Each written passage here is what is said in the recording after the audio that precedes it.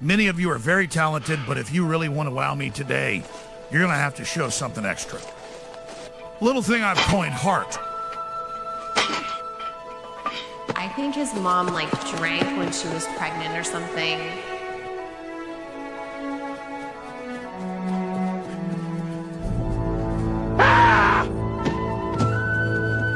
Attaboy, JD. Hustle, hustle. I believe in you, JD. Don't listen to those motherfuckers. I know your heart's on the football field, but I need your head in history class, Mr. Vance. Yes, Vance, yes.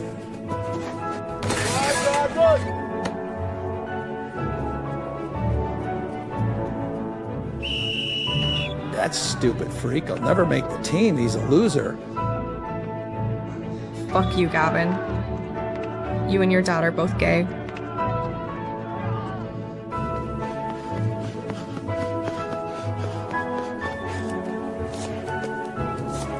Damn it, Vance, I wish I had 100 of you. If only you could get those godforsaken test scores up. If you ask a hot chick to prom, I'll give you a C because history smiles upon the bold. Asking me for my permission to ask my daughter to prom is a really classy move.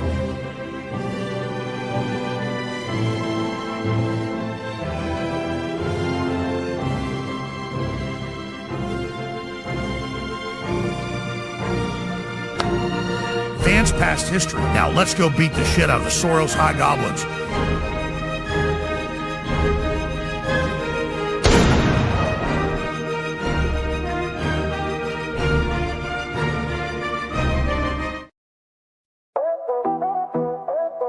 Yo, it's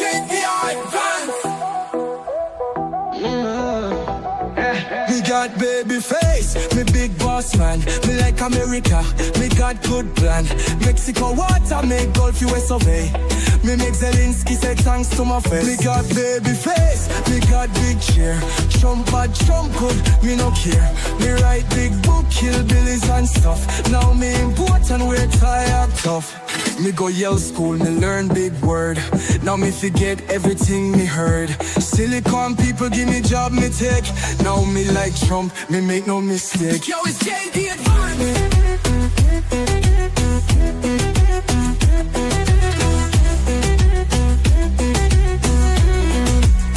Me fight walk folk, me say never die. Me protect kids, me born liberal. Him, them, there. America simple, only two gender. Me face, me big boss man. Me like America, me got good plan. Mexico water, make Gulf US survey. Me make Zelensky say thanks to my face. Too many gender for my agenda. Went on a bender, execo the sender. Might take Panama just like na. Might take Gaza, pop then a plaza. With this one majesty.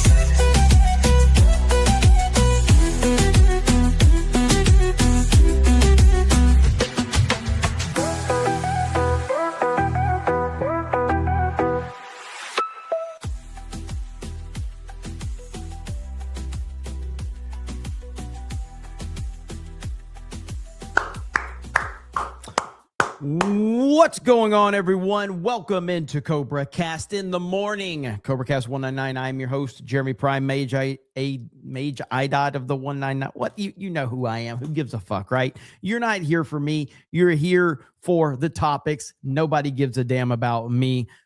But we do have President Trump going live reportedly in the next 25 minutes to address the Iranian people, apparently the nation. Again, there's a mixed kind of reports on what he's going to be talking about, but that's going to be happening very soon. And yes, I know I'm streaming over daily. I've already messaged Ryan and said, I'm sorry. I've already apologized to Ryan. Okay. So, but I wasn't planning on going live until right after daily. And then I got the notification that Trump is scheduled to be live at 11 a.m. EST. So I guess we'll see. We'll see what happens. But those are the reports right now. But it'll be interesting. We have a lot to cover, a lot to catch up on. We had a press conference today from Pete Hegseth from the Pentagon. We're going to cover that in its entirety as well. And so, yeah, all good. Let me see who all is here. Taker says Hegseth with cornrows just looks right. The thumbnail is on point. McHawk says, I wash Beardo stream and now I can't spell no more. Philip Johnson says, clarification on last night's Super. I was freaked out by the subject of the article I mentioned in light of the Epstein stuff. Couldn't afford a larger chat to add context, but all is good now. Beardo fat. Okay, all good, man. No worries. No worries at all. Darth Gavel says, what's up, my MIGAs? Dark Warlord says, I guess I can't call Jeremy gay for such an early time of the day. YouTube censorship at its finest. Vault 199 Gaming says, it's all good. It's a good day. Wake up, Cobra Cast live in 20 minutes. The Bella Stella says, now, no, we're here for the pretty face. I do the best I can.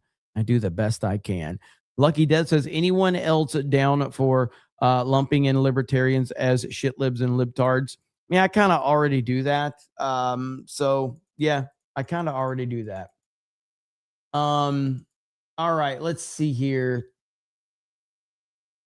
First up on the agenda, we had comments from President Trump just last night that, dude, I mean, Trump is just a gangster at this point. I mean, and I say that obviously in the best way possible, but Trump said, I got him before he got me. They tried twice. Well, I got him first. Absolute gangster. All right. I mean, this is the Chad in chief. Trump does not play around. And it's absolutely fantastic. So there you have it, man. Trump is killing it. Love to see it. Now we have Trump says originally they expected it to take 4 weeks to take out Iranian leadership, but they were able to do it in 1 day. Bill, good morning. I just got off the phone with the president.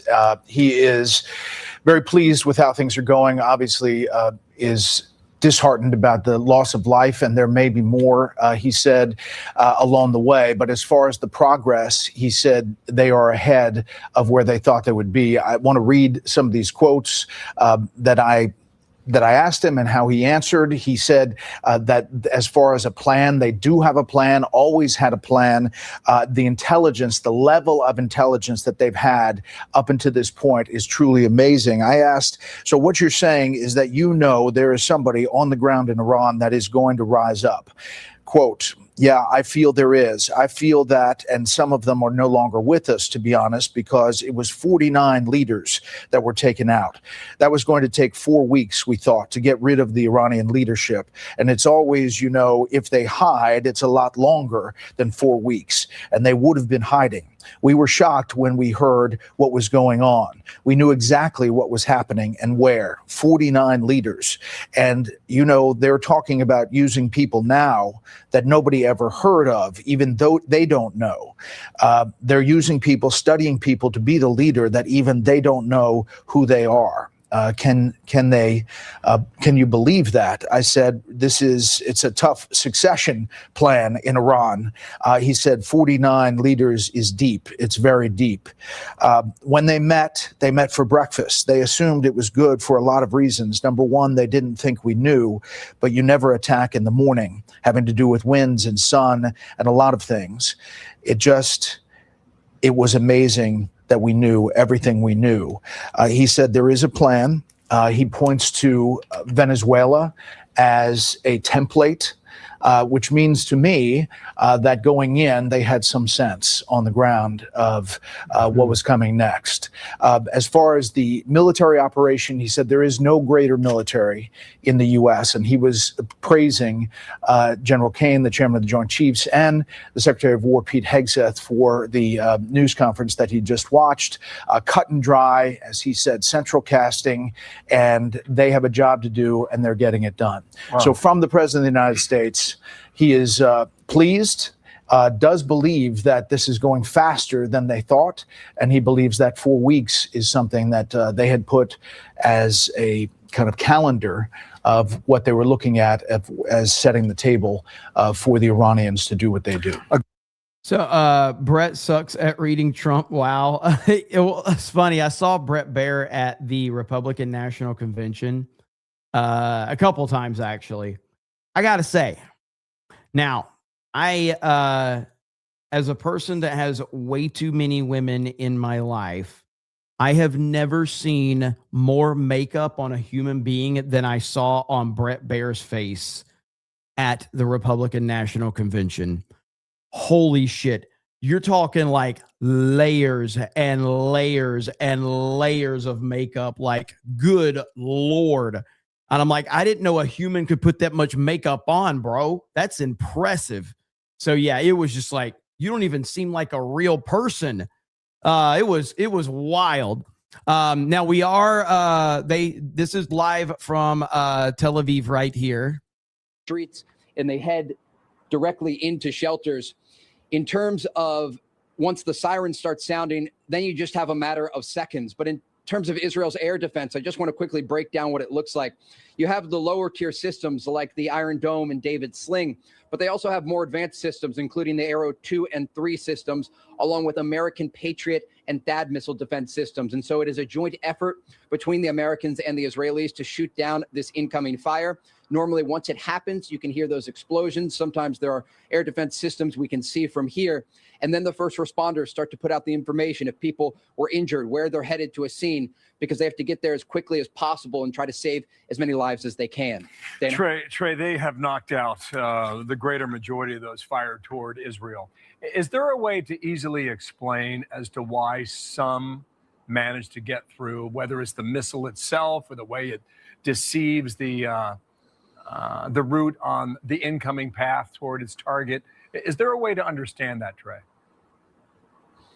Absolutely. The Iranians have a very advanced ballistic missile program. It is the biggest threat that they pose to the region at the moment. And it's part of the reason that President Trump and Israeli Prime Minister Benjamin Netanyahu ordered this operation against the Iranian regime. Remember, there were 3 things on the negotiating table, along with something else that developed this year. The first was Iran's nuclear program, and it was largely destroyed during Operation Midnight Hammer at the end of the 12-day war last summer. You also have their support of regional proxies like Hezbollah in southern Lebanon and the Houthis in Yemen.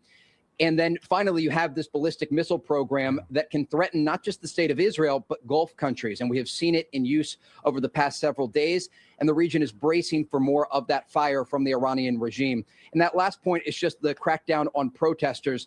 The Americans and the Israelis under. Now, if you're just tuning in, we reportedly have President Trump going to be addressing the Iran situation from the White House here in about 15 minutes. Now, earlier today, we had Pete Hegseth had a hell of a press conference, and we're going to play that in its entirety as well. And it was a banger. I haven't heard all of it, but I've heard snippets of it, and it was damn good. The interceptors, that's really the main thing they're looking at. And we saw the C-17 transport planes landing here in Tel Aviv in the days leading up to this operation. President Trump ordered extensive preparation behind the scenes, along with the Secretary of War, Pete Hegseth, to ensure for this reality that Iran would start to launch these medium-range ballistic missiles at major population centers. And we understand that, according to officials we talked to here just before the conflict began, they believe Iran has around 2,000 to 3,000 ballistic missiles that could target Israel, and as many as 5,000 shorter range missiles that could target Gulf countries and troops in the region. And that's not to mention their anti-ship missiles or cruise missiles or their drone program that is quite extensive. They've sold many drones to the Russians, for example. So this is a regime that has been preparing for this conflict, but the Americans have been preparing as well, not just offensively, but again, defensively, trucking in and moving these air defense systems across Israel and flying in the interceptors to ensure that there is a tiered system to shoot down this incoming missile fire as it happens. Trey, I'm just trying to listen to the background there, and I don't know the answer to this, so I'll ask you. How do you know at the moment whether you're in the clear? Eventually, an alert will go out from Israel's Home Front Command. This is the branch of the army that is responsible for communicating with the Israeli public. But over the past 48 hours, Israeli civilians have been in and out of bomb shelters, spending the majority of time underground or in protected rooms. In Hebrew, they call them momads. And it is some protection from ballistic missile fire. But as we saw yesterday in that community outside of Jerusalem, even if you're in a shelter, if you take a direct hit from one of these Iranian ballistic missiles, it can still kill you.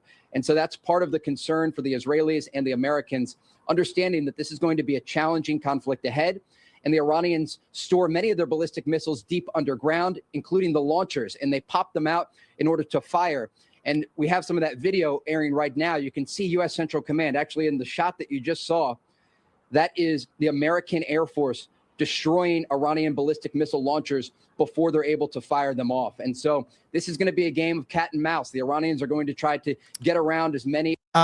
We got Laughing Hafford for 20 says, good morning, everybody. Hope you're having a blessed day. Sorry I haven't been around much to talk. Don't know if it's true or not, but I saw a news article saying that Iran hit the president of Israel's home. Is that true? No. There is so much bullshit right now on Twitter. It's hard to kind of filter through what's real and what's not. But there's a lot of craziness right now. Jeremy, where's your helmet? We're at war. Hey, listen, from a production value standpoint, him wearing a helmet is pretty good. Absolutely. But yeah, now we did get this right here from Pete Hegseth earlier today. And let's see. Here we go. To the media outlets and political left screaming endless wars, stop. This is not Iraq. This is not endless. I was there for both. Our generation knows better, and so does this president. He called the last 20 years of nation-building wars dumb, and he's right. This is the opposite. This operation is a clear, devastating, decisive mission. Destroy the missile threat, destroy the Navy, no nukes. Israel has clear missions as well, for which we are grateful. Capable partners, as we've said since the beginning, capable partners are good partners. Unlike so many of our traditional allies who wring their hands and clutch their pearls, hemming and hawing about the use of force. America. He has been such a good Secretary of Defense or Secretary of War. But yeah, absolutely fantastic. And we're going to watch that. It was about a 40-minute update that they gave, and we're going to watch that. But we are currently waiting for potentially for Trump to be going live here in the next 10, 15 minutes, hopefully. Now we typically know that Trump is runs a little late, which is totally fine. He's a little busy, but that's what we're waiting on right now. Lucky Death says, anyone? Oh, I got that one. Teresa Young says, almost 3 years. Keep it going, Jeremy. 3 years. Thank you. ACC says, someone send Jeremy an AI image on X of Donald J. Trump standing in the night with glowing eyes and a stealth bomber in the sky behind him. Prime 199 thumbnail right here. I've seen a lot of people complimenting the thumbnail that I have right now.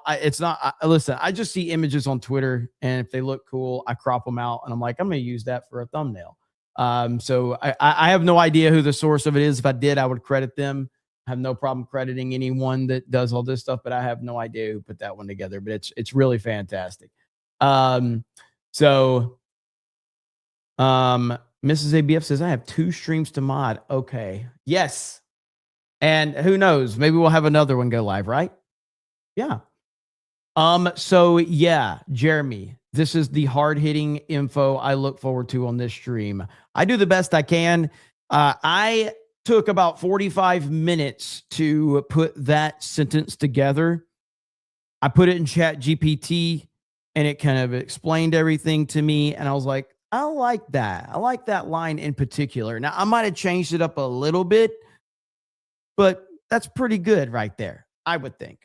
Don't you think, chat? Next up, well, I'll show you a little bit of this until Trump goes live. Let's go ahead and play some of this from Pete Hegseth because it's just good stuff. A fantastic job. 2 days ago, under the direction and direct orders of President Donald J. Trump, the Department of War launched Operation Epic Fury. the most lethal, most complex, and most precise aerial operation in history. For 47 long years, the expansionist and Islamist regime in Tehran has waged a savage, one-sided war against America. They didn't always declare it openly, except for their constant chants of death to America. They did it through the blood of our people. Car bombs in Beirut, rocket attacks on our ships, murders at our embassies, roadside bombs in Iraq and Afghanistan, funded and armed by Iranian Quds Force and IRGC killers. My generation of veterans carry the names of brothers who never came home. Brothers butchered by Iranian-backed roadside bombs and well-armed militias, thousands of our own. We didn't start this war, but under President Trump, we are finishing it. Their war on Americans has become our retribution against their Ayatollah and his death cult. It took the 47th president, a fighter who always puts America first, to finally draw the line after 47 years of Iranian belligerence. He reminded the world, as he has time and time again, being an American means something unbreakable. If you kill Americans, if you threaten Americans anywhere on earth, we will hunt you down without apology and without hesitation, and we will kill you. President Trump has also been very consistent. Crazy regimes like Iran, hell-bent on prophetic Islamist delusions, cannot have nuclear weapons. It's common sense. Many have said it, but it takes guts to actually enforce it, and our president has guts. Iran's stubborn and self-evident nuclear pursuits, their targeting of global shipping lanes, and their swelling arsenal of ballistic missiles and killer drones are no longer tolerable risks. Iran was building powerful missiles and drones to create a conventional shield for their nuclear blackmail ambitions. Let me say that again. A conventional shield for their nuclear blackmail ambitions. Our bases, our people, our allies, all in their crosshairs.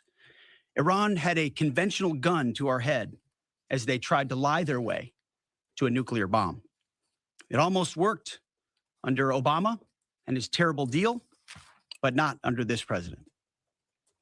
Turns out the regime who chanted death to America and death to Israel was gifted death from America and death from Israel.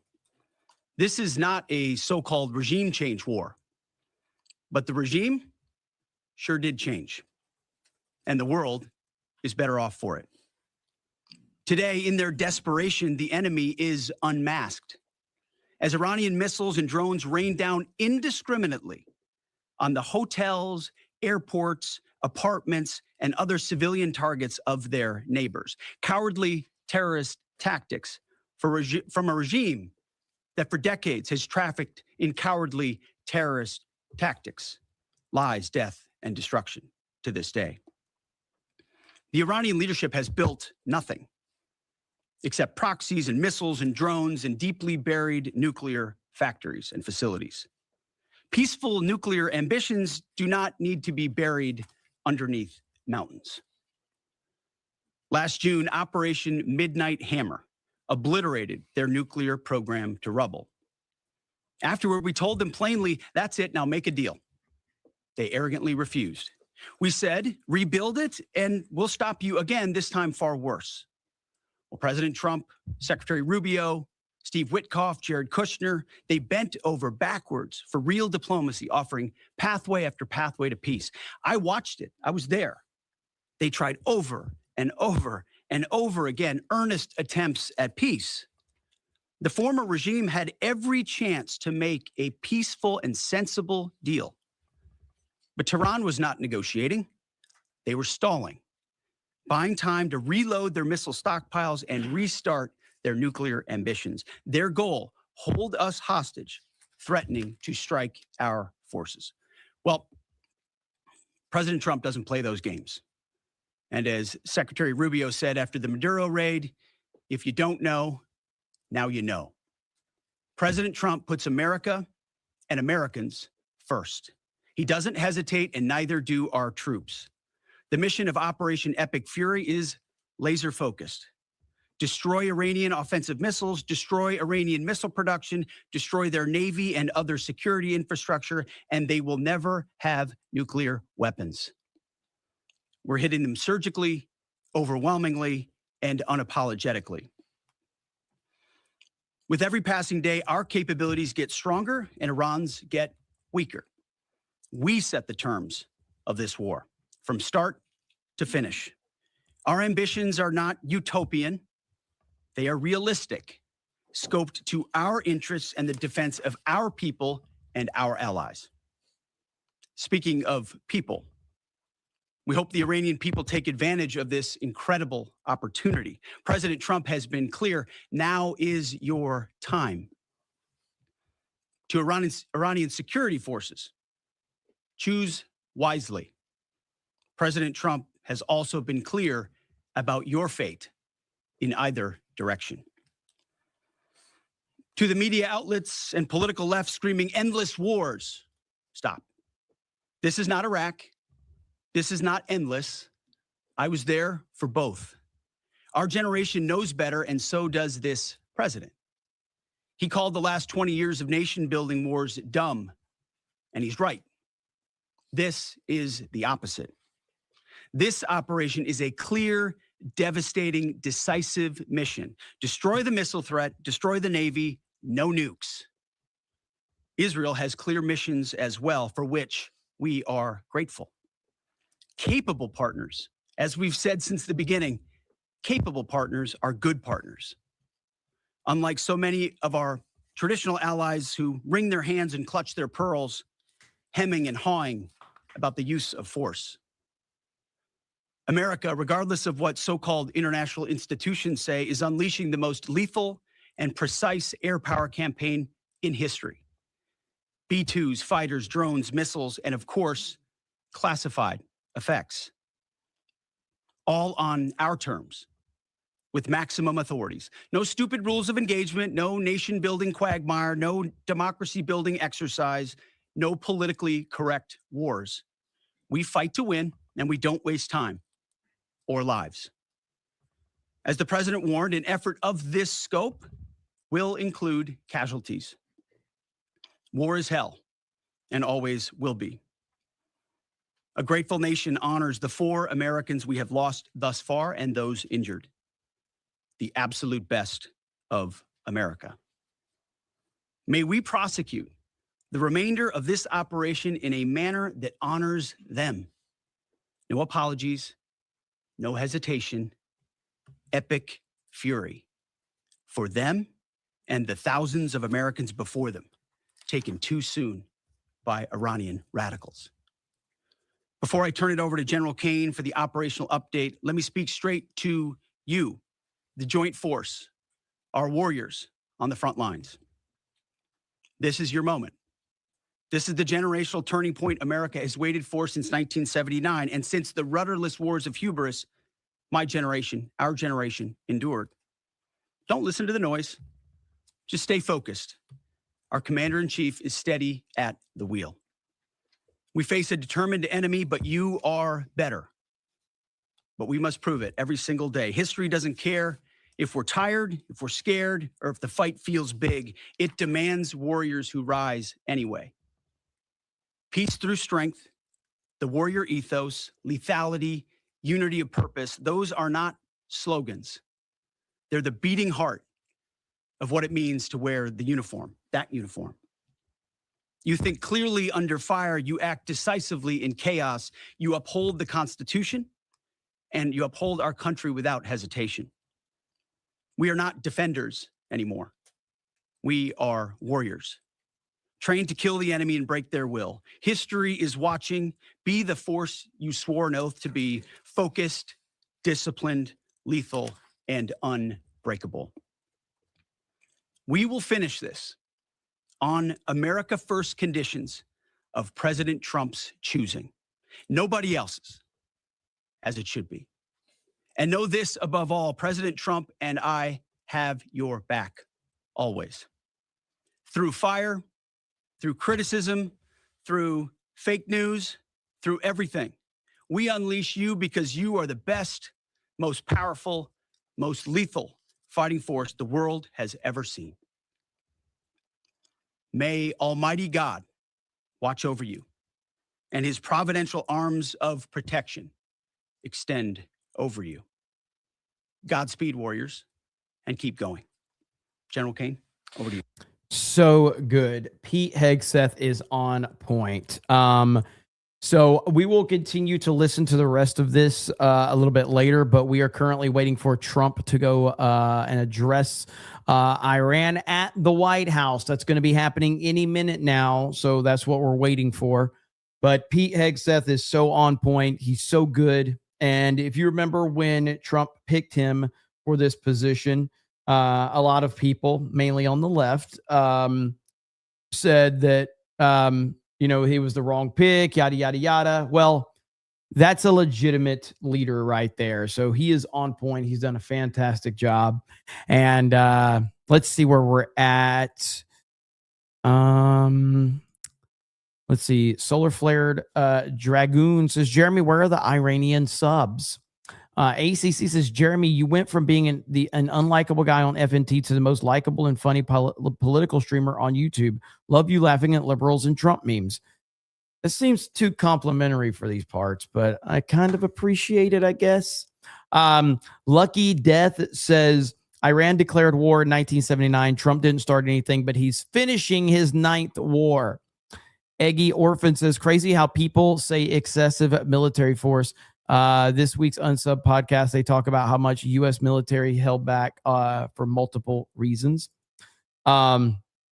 ACC says, sorry, meant to say you are a fig 199. Yeah, there you go. You corrected yourself. MJ says, the cancer that is Iran is being removed. Your Barmy says, Pearl tax. Jeremy is unlikable on his own streams, to be honest. That's more like it. Talks about Nolan too much. I haven't talked about Nolan at all, but I can now because you brought it up. If you want, I absolutely can do that. Whoa, easy there on the compliments. I know, right? So yes, Trump is scheduled to go live at 11 a.m. EST, which was 2 minutes ago. As we know, Trump is usually a little late. But there you have, you see in the bottom corner there. So they already have the camera waiting. So it is going to happen. Jeremy talks about Trump too much. Then that means we need to talk about Trump even more. I'm here to do whatever it is that makes you upset. You do what Israel tells you. Keep telling yourself otherwise. Hang on. Otherwise? Like, is it part of the anti-Israel crowd's mission to not be able to spell properly? So kept telling yourself. So you are so emotional, you can't even type properly, bro. Like, can you at least calm down a little bit and type properly? I know it's an emotional time. All right. I do know it's an emotional time. But, and by the way, me working for Israel, it's just like, shit, my bad. Fucking background flipped again. Hang on. Okay, there we go. Sorry about that. But me working for Israel, it's like, where does that come from?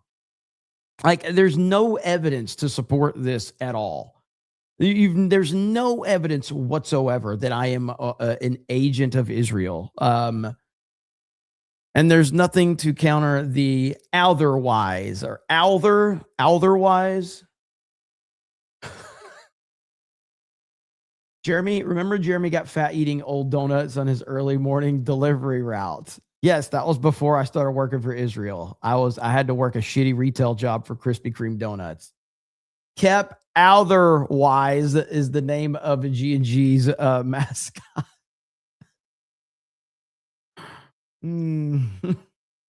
Oh man. But yeah, it's a rough time. But it's a rough time for those guys, but I get it. You might as well repeat whatever your favorite podcaster tells you. Jeremy may have a small hat under his hat. It could be, maybe, but you'll never know. You'll never know the truth, right? Jeremy's from Alabama. If he's correcting your spelling, you need help. That right there, on point. 100%. We got a real problem. But listen, it's an emotionally broken people that are so worked up over this stuff. And the internet is a wonderful place and it gives everybody a voice. And that's just the reality of where we are now. When everybody has a voice, you're going to have a lot of different things out there, and we just have to take it for what it is, right? Let me see. Can you explain to me, like I'm 5, why anyone cares about Israel at all, for or against? I don't get why it's all I see on anyone talking about X. Well, the bottom line is it pays good. That's the first thing you have to understand is it pays very good to be anti-Israel. All right. So we have to get that out of the way right now. Now, there's a lot of religion that goes into it for why people are for it. And we also have a ton of right-leaning politicians and left-leaning politicians that are in the pocket of Israel. So that frustrates people. There's a good conversation as to why Israel has so much involvement in our government. The problem is that the people that hyper-focus on it too much don't have the ability to have a level-headed conversation, because the people that are feeding them information don't feed them information with any nuance or details. They only feed them blindly. Israel is responsible for every problem in your life. So according to the anti-Israel crowd, Israel controls all of our politicians, including the president of the United States. And the only reason that this is happening is because they control President Trump. Now, they also controlled Obama and Biden and every other president too. But for some reason, while they were in control of those presidents, they never had them take out Iran. I'm still waiting for the anti-Israel crowd to make me understand. So they control all presidents, including Trump. And they have made Trump go take out Iran. Why didn't they make Biden do that? Why didn't they make Obama do that? Why did they wait for Trump to do it? It makes no fucking sense.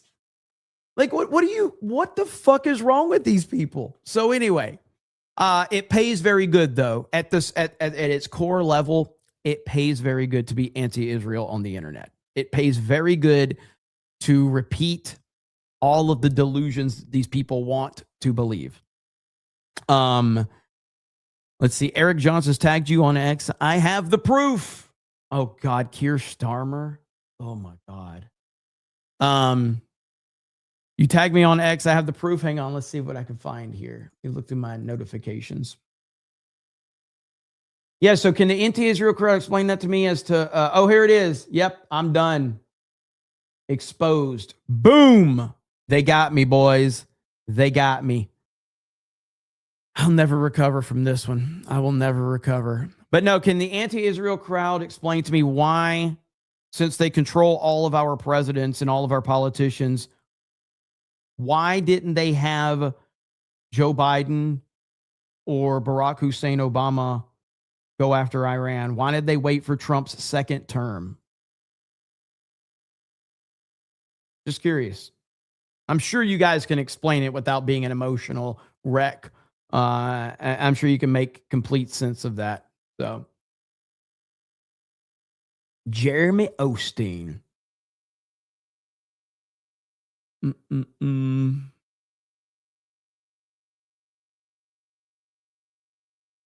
Yeah, Iran has more to do with Russia and China. Don't bring that up. There's no. You can't bring that up. Don't bring up the connection to China and Russia with Iran. Don't do that. We're not allowed to bring up the facts, okay? That is completely not part of this conversation. So if you're going to bring up things about Iran and Israel, please stick to the narrative, not the facts. That's the most important thing. Chuck says, I bought over $200 in G.I. Joe toys last night. Thank you for getting me addicted to another 80s toy line, and I already like Transformers. Hey, I am now very curious as to what Joes you picked up because, yeah, I mean, I've got way too many G.I. Joes at this point in time, and there's still a ton more that I could get, but, you know, I'd love to see what you picked up. Does anybody really care what Keir Starmer has to say? Does anyone want to hear this? The fact that we're going from Keir Starmer to President Trump, that's a pretty drastic change in energy. Nandy 450 says IDS is as bad as TDS. The story about the school attack and how it was Israeli airstrike backed U.S. and the next day IRGC claimed the attack that took 51 kids' lives. I'm not sold on Israel being our Middle East point man, but I'm for rational discussion. 100%, man. That story about the kids and all of that, and people are just not even upset that kids were hurt. They're just using this awful situation to build whatever narrative they want, whether it's an anti-Trump narrative, whether it's an anti-Israel narrative, whether it's whatever. And it's like, dude, like, is everything just got to be about your political agenda? Like, that's just horrible what happened. Regardless as to how it happened, it's horrible. It's terrible. But all these people just run with it. They don't care. They don't care what the truth is. They're not interested. Welcome to the internet, I guess. But I also agree with you that, again, I think Netflix Yahoo, that's what I call Netanyahu for the new viewers here. I call him Netflix Yahoo. I find him to be one of the most unlikable people in the public eye right now. He just seems like a complete slime bag, a complete dirt bag. Like, regardless of how you feel about Israel, like, just step back. That guy is a slimy kind of like snake oil salesman. As I've said, he's the mall kiosk guy of world leaders. And that's just how he comes off. He comes off like a mall kiosk guy. And we all know the mall kiosk guy. You never want to make eye contact with the mall kiosk guy. You do that and you're done. Once that mall kiosk guy locks eyes on you, you're like, fuck, he got me. And you have to run the other direction, or he's about to sell you some cheap shit for a high price, and you can't get away from him until you buy it. But that's who Netanyahu is. He comes off as a mall kiosk guy. I can't stand the guy. Let's see. Marty Gray for 20 says, I've been watching Jeremy for years, and I know he hates compliments, but dude, you're such a selfless guy. Did you all know Jeremy is always up before his cousin and or sibling to make them coffee and breakfast in bed together? Thank you, Marty. I appreciate it. He had me in the first half. I thought I was going to get a compliment, but he comes through in the clutch with an insult. Thank you. I appreciate it. Chuck says, multiple Snake Eyes, Cobra Commander, multiple Joes, and a few vehicles. Hell yeah, man. That's what I'm talking about. Netanyahu is a legitimate sociopath. I would agree with that completely. Like, I have no defense of the guy whatsoever based on what I've seen. I'm no expert on it, but I'm just looking at it on the outside looking in, man. There is nothing genuine about the guy when he talks. I hate listening to the man talk. I hate listening to him praise President Trump. And I will say, I do think Trump has a blind side when it comes to Netanyahu. Because why? Much as we love Trump, Trump loves him some compliments, okay? Trump loves him some compliments. And Netanyahu compliments Trump all the time. And I believe that creates a major blind side for Trump when it comes to this guy. Sadly. Randy says, what is Jeremy going to do with all those shekels from Mossad? Time will tell. Jeremy the Cyborg says, is it true Terradrome is your holy grail G.I. Joe item? Yes. even over the flag, because it's just, I do want the flag more than anything. But from when I was a kid, the Terradrome was just it, man. I wanted that one so bad, and I never owned it, and I never owned the flag. But the flag was just like, there was just no way, dude. There was no way I could own the flag when I was a kid, the USS flag. It's like 7 feet long. It's crazy. So, but yeah, the Terradrome, that's what I wanted, man. I wanted it so bad when I was a kid. Right here. That's it, man. Look at that. That's awesome.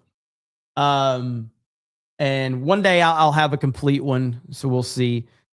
And if you're curious about the USS flag, like this isn't my holy grail, but this is the holy grail of toys. And I mean, look at this right here.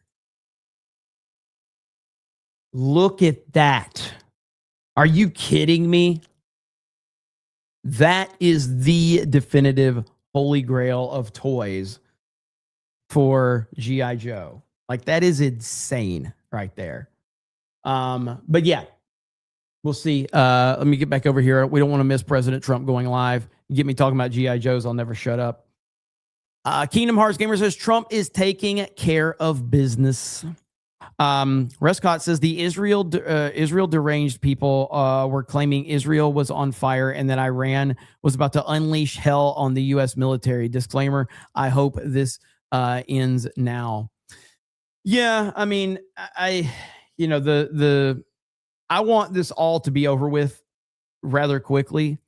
And I say that as somebody that can benefit greatly from grifting it, like so many others are. But I don't want us to be at war or in military operations right now. It's just not good for the country. So hopefully this is over sooner than later. Eric John Pizarro says WrestleMania will be in Tehran 5 years from now. MJ says Netflix Yahoo is the devil we know. LFG 199. Samuel says, do you collect the classified line? Absolutely. I probably have. I mean, I think I was up to about 70 or 75% of the classified line, but they just keep coming out with so many classifieds that I'm probably down to like 40 or 50% of the line now. But yeah, I do have a lot of classified figures. Chuck says, my local store had the G.I. Joe aircraft carrier recently, stickers intact. It was probably about $2,000 if it was a complete. Squish the Fish says, would you bang Tommy Lahren? Fuck yeah. I mean, she's a bitch and she's a fake and she's a fraud, but yeah. I mean, that kind of goes without saying. 100%. In Kuwait, friendly fire as those were taken out, and not from Iran. So you've got a situation where our men and women and crews and that were injured, but all alive and in stable condition. So that is a blessing. And now the president getting ready to, in addition to talking about the operation, also give honor to all of those who are serving at this very important meeting at this Medal of Honor ceremony. We will take it live. We'll be right back. USS flag unopened, $29,999 on eBay. Holy crap. That's insane. Jeremy posted that. Jeremy posted a flag was selling for $29,000 unopened. Yeah, that's crazy. $29,000. So let's call it $30,000. $30,000. That's insane. Okay, so we're waiting for President Trump to go live. We are keeping an eye on everything. I've just got the feed pulled up. We're not going to move away from the feed because we don't want to miss when he does go live. You tag me in that? Okay. Cole Hauser is a G.I. Joe expert, by the way, in the chat. He'll be at MegaCon. Hail Cole Hauser. Yeah, there's a video of Netanyahu. We're not playing that. Right here, we got Trump to CNN. I just got off the phone with President Trump. It was a 9-minute phone interview, and we talked just about the war in Iran. I'm going to share some of it with you right now. The president said, quote, "We're knocking the crap out of them." I think it's going very well. It's very powerful. Knocking the crap out of them. We're knocking the crap out of them. That is a Trump quote if I've ever heard one. Like, so politically incorrect. They've got the greatest military in the world, and we're using it. I asked the president how long he thought this military operation or war might last. He said, quote, "I don't want to see it go on too long. I always thought it would be 4 weeks, and we're a little ahead of schedule." I asked the president if the U.S. was doing more than these military strikes to help the Iranian people regain control of Iran against the regime, to seize the country from the Iranian regime. And he said, yes, the president said, yes, we are indeed. But right now we want everyone staying inside. It's not safe out there. And then the president said, it's about to get even less safe. He said, quote, "We haven't even started hitting them hard. The big wave hasn't even happened. The big one is coming soon." We asked him about a bunch of other stuff too that I'm writing up, and we'll share later on The Lead at 5 p.m. So there you have it. We're knocking the crap out of them. President Trump. You loved, I love when he makes these quotes. So just like authentic. He doesn't bring any BS into it. This is why people like him, because he's just as honest, unfiltered. He's not taking notes, pre-written speeches like Barack Hussein Obama did. It's great to see. All right, well, let's get back over here to this before we miss the beginning of Trump's speech.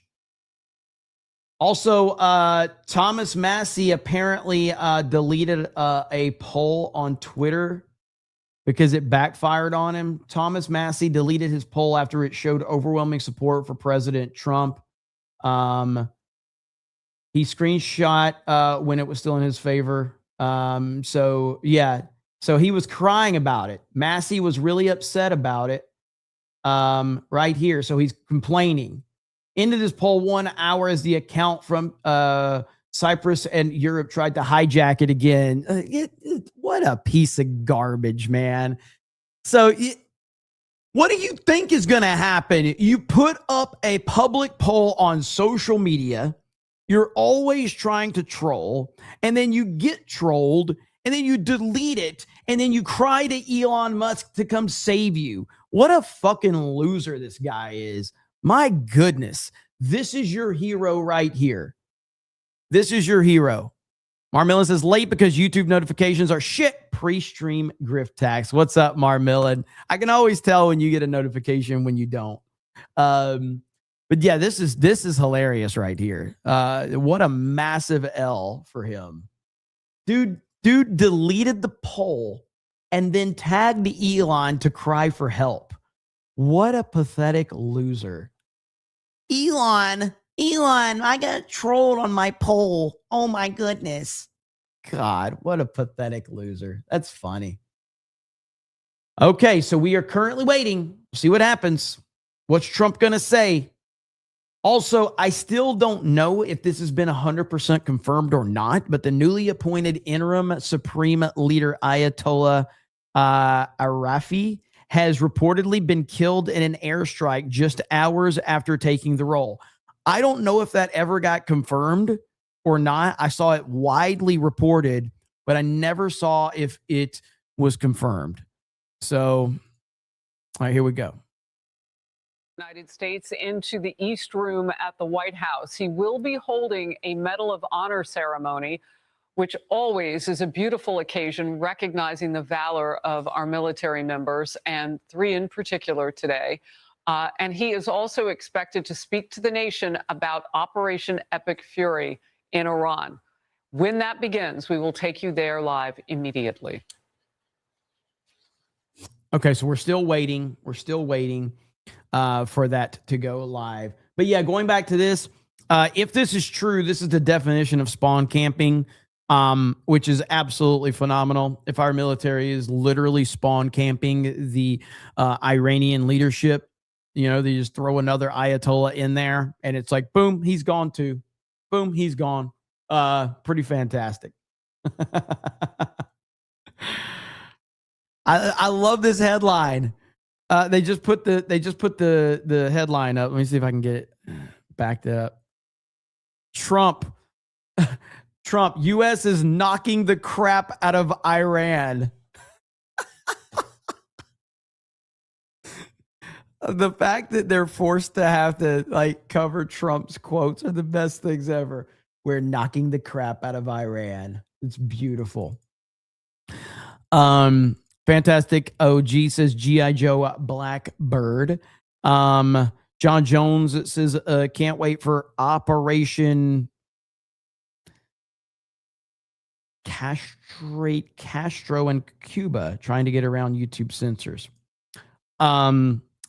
OG Mr. Popo says, when is Chris Jericho, the Ayatollah of rock and roll, gonna get a turn?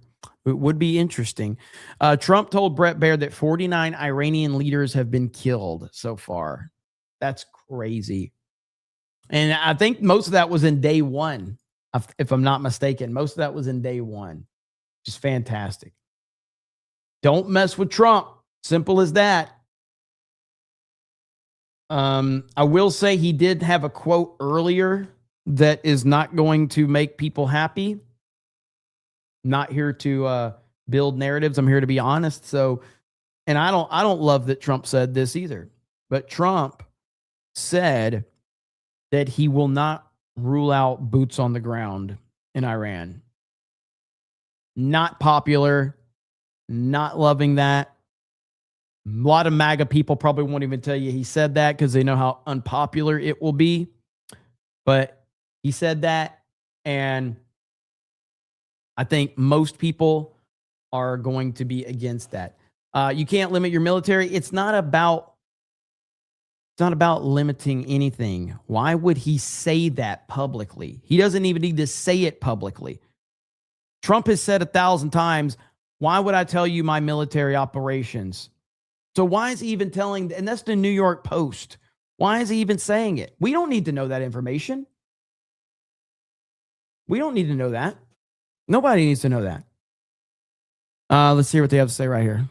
Ministry, the country shot down 2 Iranian jets that entered their airspace. We know that they've been receiving attacks from the Iranians, and they have been taking action not only now to shoot down jets, but also incoming ballistic missiles. The Qataris have also ceased production of liquefied natural gas in their country for the first time in 30 years over these attacks. This comes as the war is expanding overnight. The Iran-backed Lebanese militant group Hezbollah launching rockets into northern Israel. The Israelis responded with airstrikes against Beirut. You can see this smoke billowing from the Dahya neighborhood of southern Beirut. As this is taking place, we know the Lebanese prime minister is calling on Hezbollah to stop the fire. But so far, the Israelis say they have to keep the pressure up on this Iran-backed organization to discourage other proxies from joining into the fight. Throughout the day across Israel, Iranian ballistic missiles have soared through the skies of this country. We watched as some of them were intercepted in the skies above. One missile, though, slamming into the southern city of Beersheba, where officials say at least 10 Israelis were wounded and taken to local hospitals. Israel's prime minister speaking today from one missile. Nobody wants to hear from Israel's prime minister. Beirut, didn't Beirut have that crazy explosion several years ago? It was like mega viral, if I'm not mistaken. I want to look this up. Was it Beirut? Let's see. Oh yeah, 2020 Beirut explosion. This shit was crazy, man. Hang on, let's see.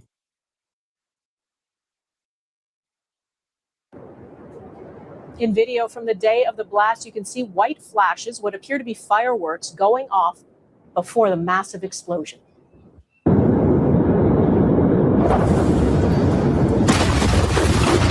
A former port worker told the Guardian newspaper he warned for years it was a disaster waiting to happen and says nothing was done.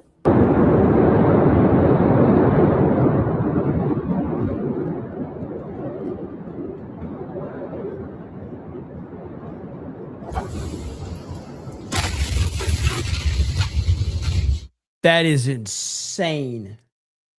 Like, holy shit. A former port before the massive explosion.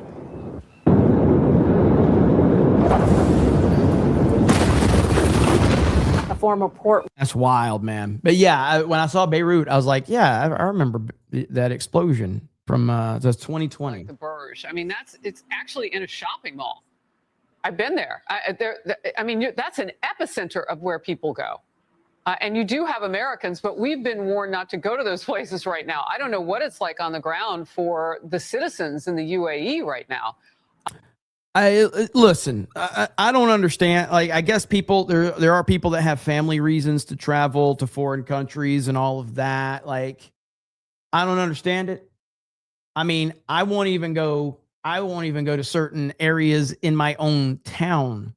All right. There's certain streets, typically Martin Luther King Boulevard. I just stay away from that, much less going to a fucking foreign country and just like, and then they get like, I don't know. Again, if you have family reasons or whatever, but like, I got no reason to go over to these fucking shithole countries. I have no reason. I have no desire. I have no interest.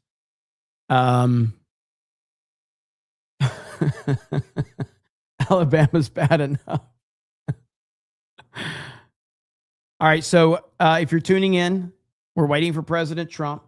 We have no idea how much longer he's going to be. We know sometimes he's very late. And I think he's a little busy right now. But you can't kiss the wall in America. I already told you, man, I had my chance. I went to Israel.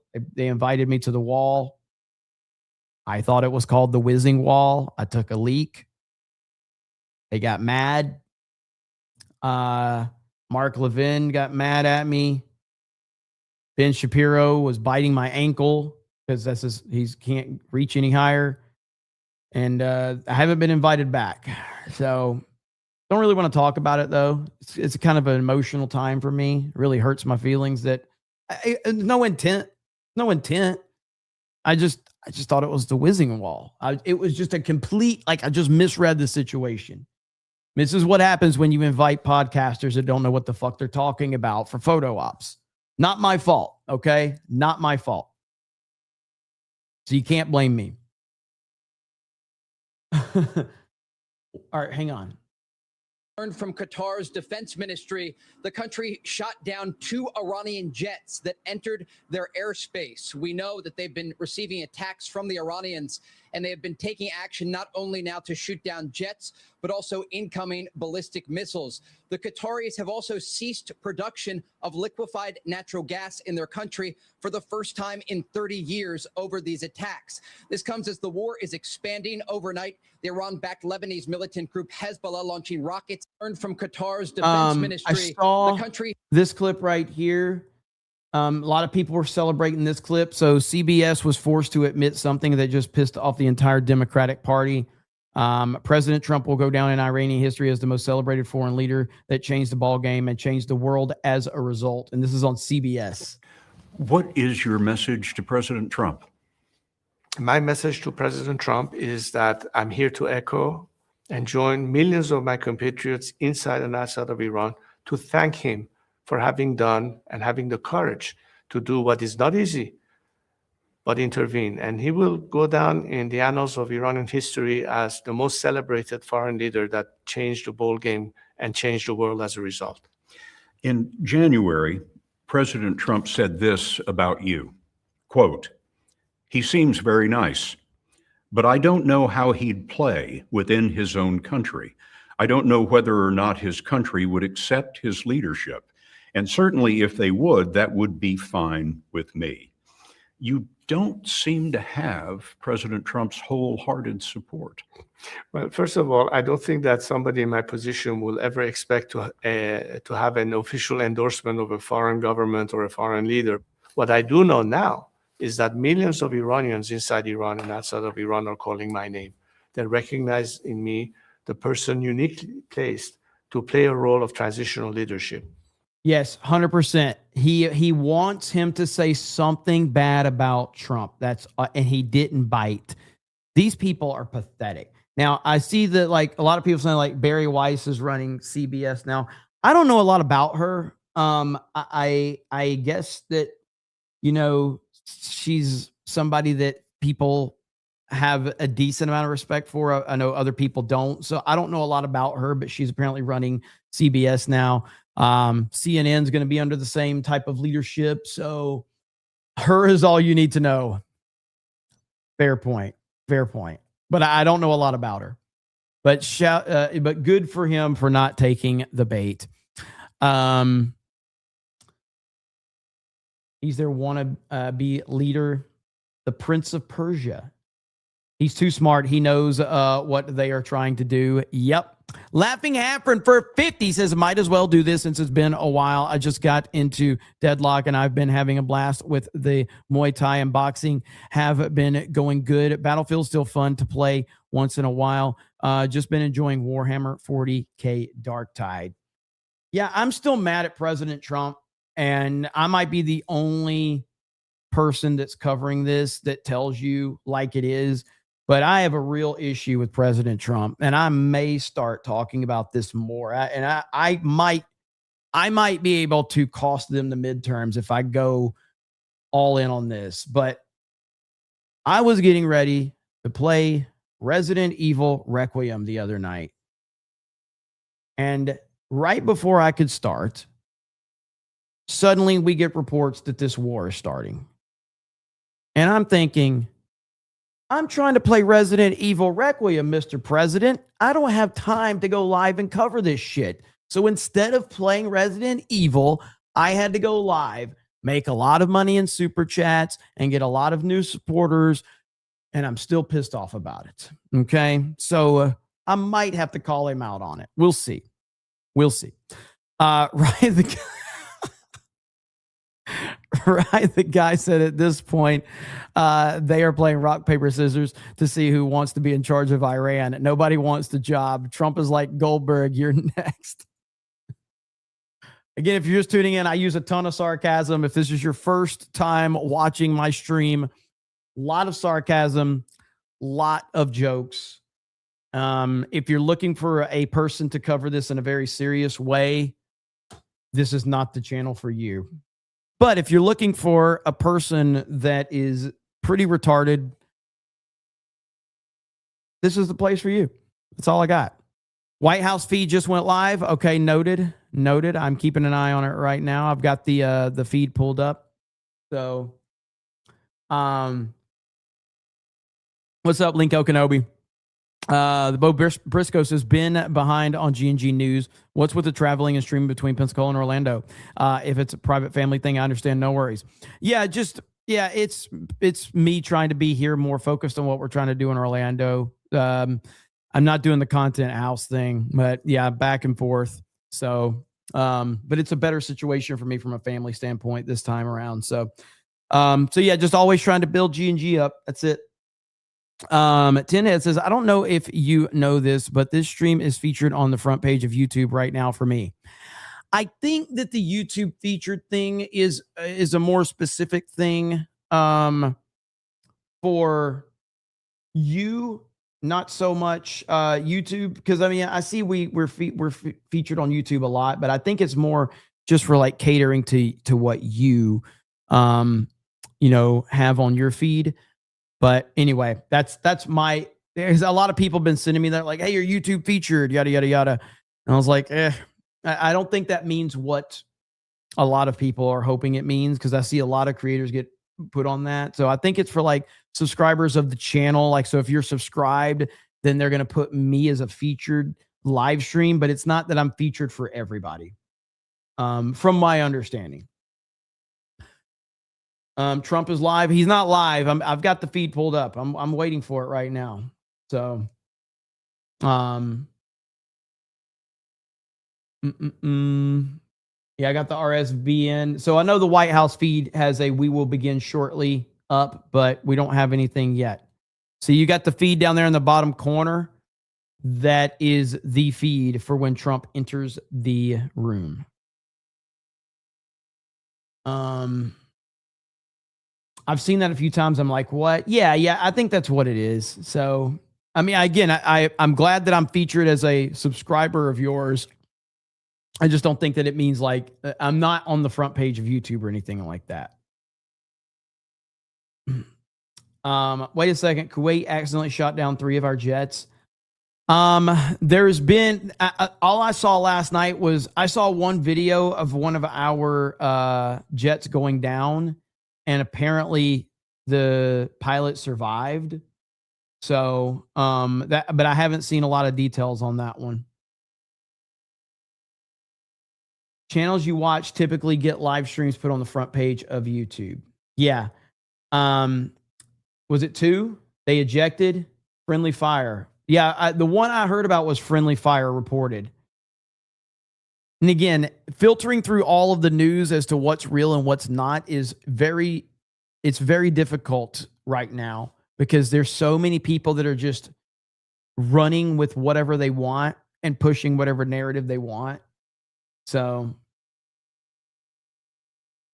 friendly fire happens sometime. Unfortunately, it does. Wasn't it the former NFL football player who joined the service, Pat Tillman? Didn't he get killed by friendly fire? Freaking hero, man. I think it was friendly fire that took him out, if I'm not mistaken. Yeah, it was. Yeah. Awful.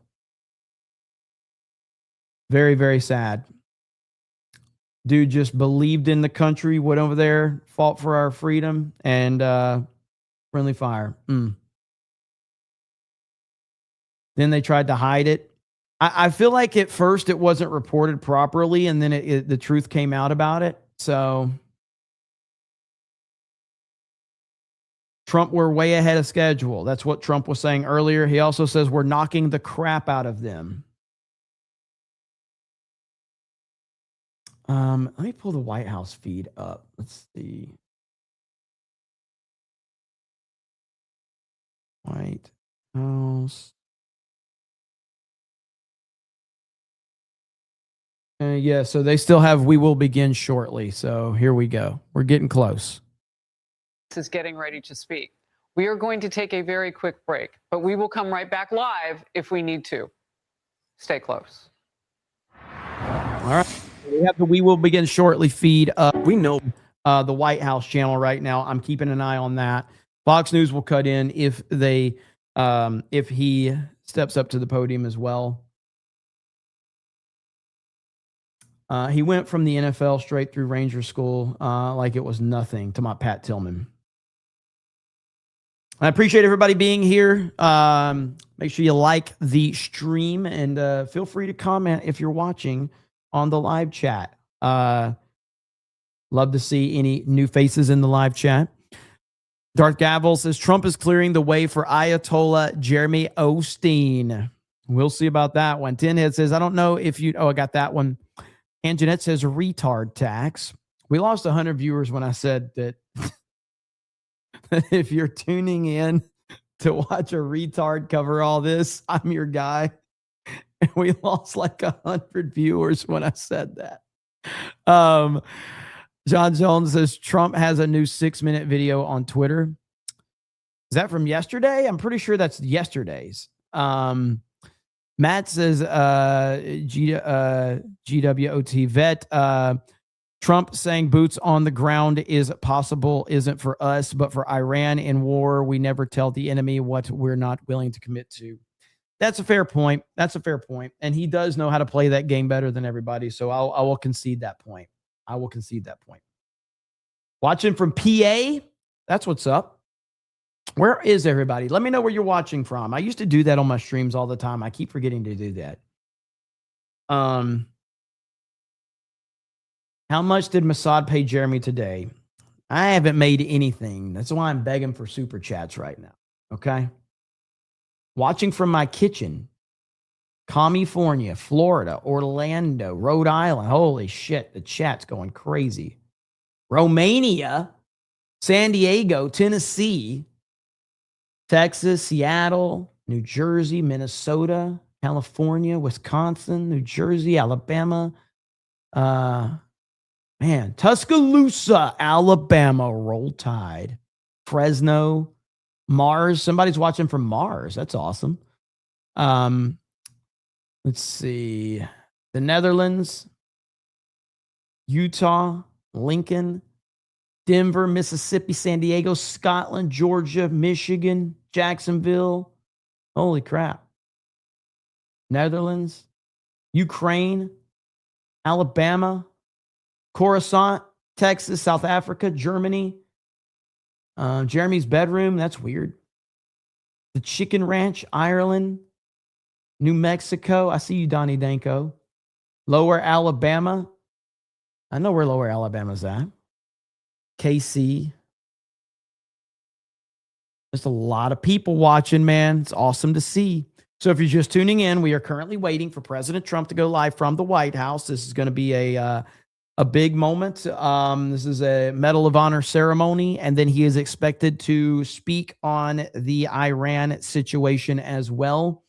Earlier, we had Pete Hegseth and General Raisin Kane address the Iran operation. Pete Hegseth was on point, and he shot down a lot of the nonsense that the media and the left are running with surrounding this. Marmelin says, I think I fixed my script to manually check your streams since you and your Mossad handlers are purposely delaying them to get that double credit. I see you, Jeremy Griggs and Stein. Oh, man. Jeremy doesn't want to acknowledge the question during the Pentagon. What do you mean? What question? Yeah, I don't like, I don't get like Connecticut, Raleigh, North Carolina. Read your supers. I am reading them. I'm almost caught up.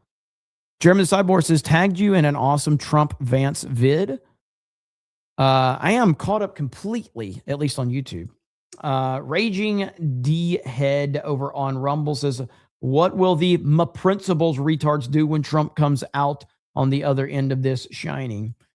It's like everything else, man. They complain about Trump and let's see. Is that Netanyahu? Oh, God. Nobody wants to hear from him. Nobody cares. Nobody cares. There goes the mall kiosk guy of world leaders right there. He is so unlikable, man. So unlikable. That was hit and destroyed by Iranian missile. And there was a public bomb shelter underneath. We have 9 people who were killed in that and more than 40 injured. And the prime minister moments ago, when we got Trump's this in the room. in, Trump's so in the room. It could have been a couple of hours Trump's ago in the that was actually room. taken. This is the 3rd day of.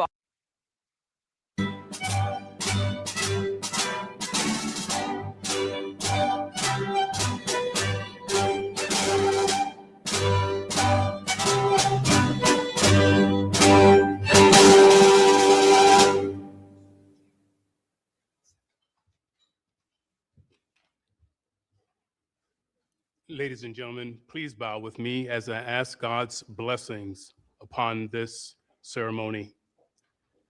Almighty God, your steady hand has guided this republic for nearly 250 years. From its birth in the wilderness to this very hour, we come to you now with grateful hearts. We assemble here today to honor men who, when the test came, were steadfast and unmovable. We thank you for the unyielding conviction of Master Sergeant Roderick Edmonds, who looked evil in the eyes and did not flinch. And we thank you for the battlefield grit of Command Sergeant Major Terry Richardson, courage that saved lives in Vietnam and courage that stands before us today. And Lord, we thank you for Staff Sergeant Michael Allis, who, in a final selfless act, made his own body a shield for a friend. Bless the family and friends of these great men of honor, O Lord, and forbid that we leave this place as mere admirers of their heroic deeds. Plant in our hearts a measure of their courage that we might prove worthy of the freedom for which they and generations before them defended. Lord, Now let the light of liberty continue to shine on our great nation. We pray in the strong name of the one who guides us. This we'll defend. Amen.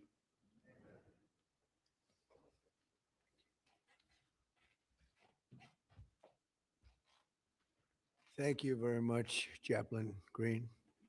Wonderful job. Appreciate it. And thank everybody for military continues to carry out large-scale combat operations in Iran to eliminate the grave threats posed to America by this terrible terrorist regime.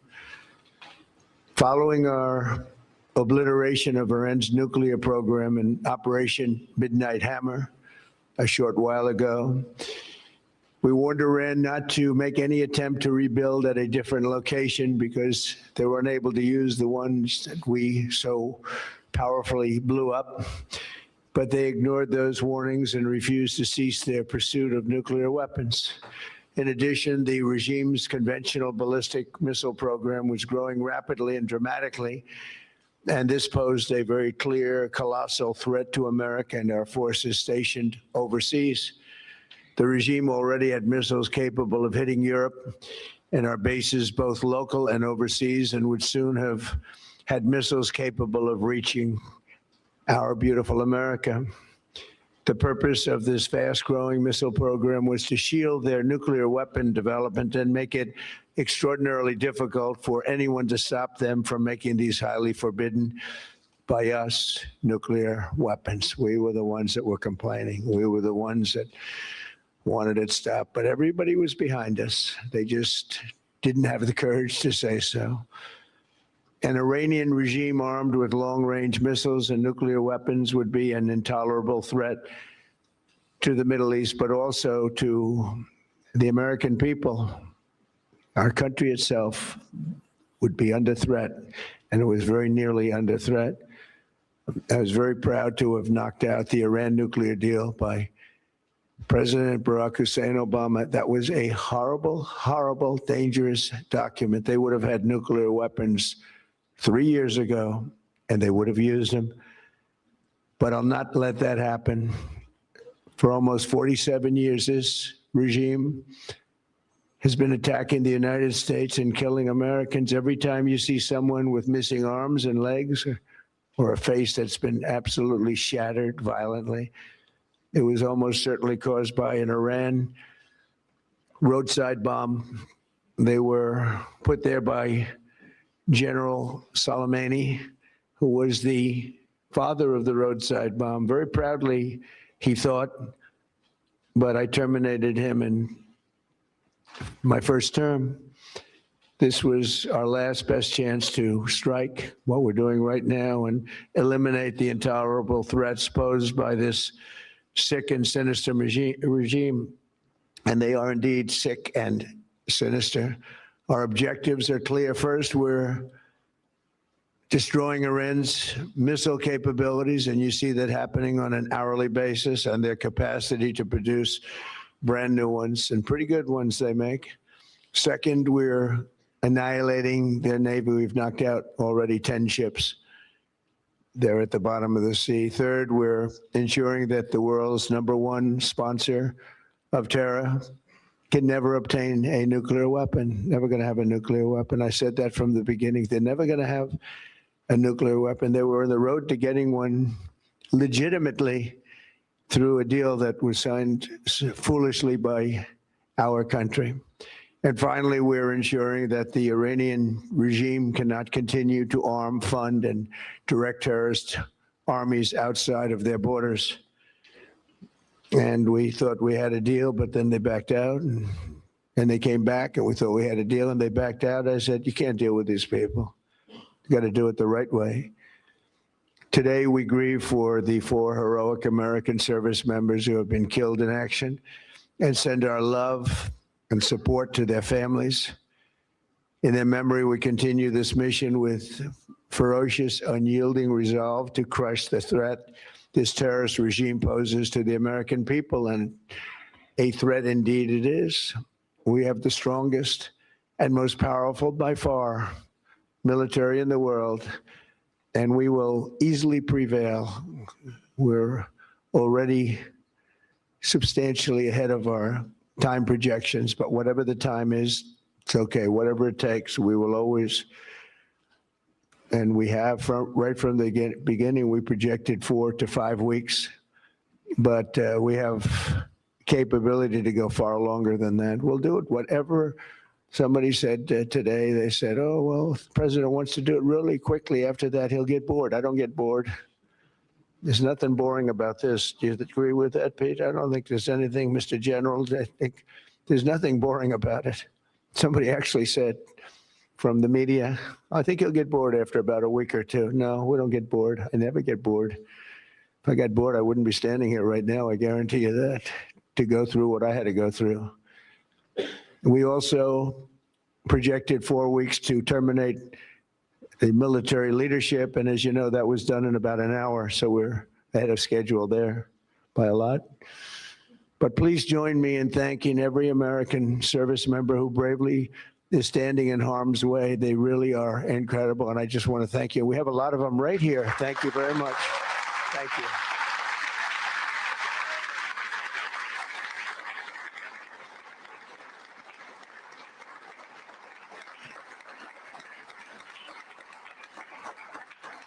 Thank you, everybody. We have a lot of great service members here with us, too, in this beautiful building. Isn't it beautiful? We're adding on to the building a little bit. We're improving the building. See that nice drape? When that comes down right now, you see a very, very deep hole. But in about 1.5 years from now, you're going to see a very, very beautiful building. And there's your entrance to it right there. In fact, it looks so nice, I think I'll save money on the doors, because it can't get more beautiful than that. I picked those drapes in my first term. I always like gold, but I think we can save a lot of money. I just saved curtains, but and it'll be spectacular. It'll be the most beautiful ballroom. I believe it's because I built many a ballroom. I believe it's going to be the most beautiful ballroom anywhere in the world. And when you hear all that hammering out there, you know why the First Lady is not thrilled exactly.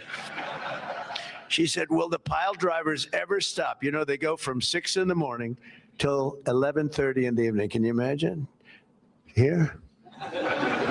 You know what? To me, that's a beautiful sound. She doesn't like it. I love it. You know what? To me, other than here, because we're donating it, not a penny to the taxpayer.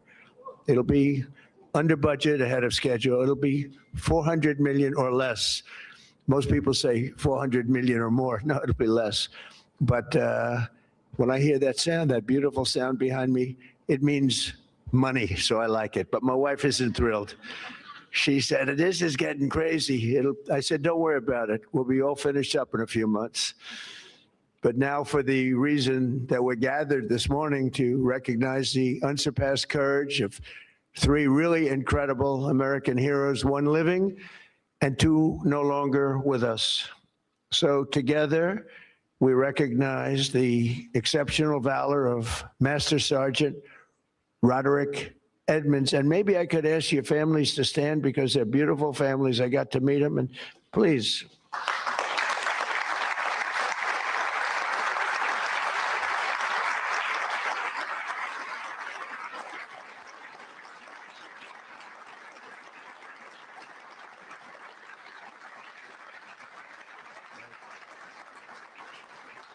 So Staff Sergeant Michael Ollis and Command Sergeant Major Terry Richardson, as they receive our nation's highest military award, the Congressional Medal of Honor.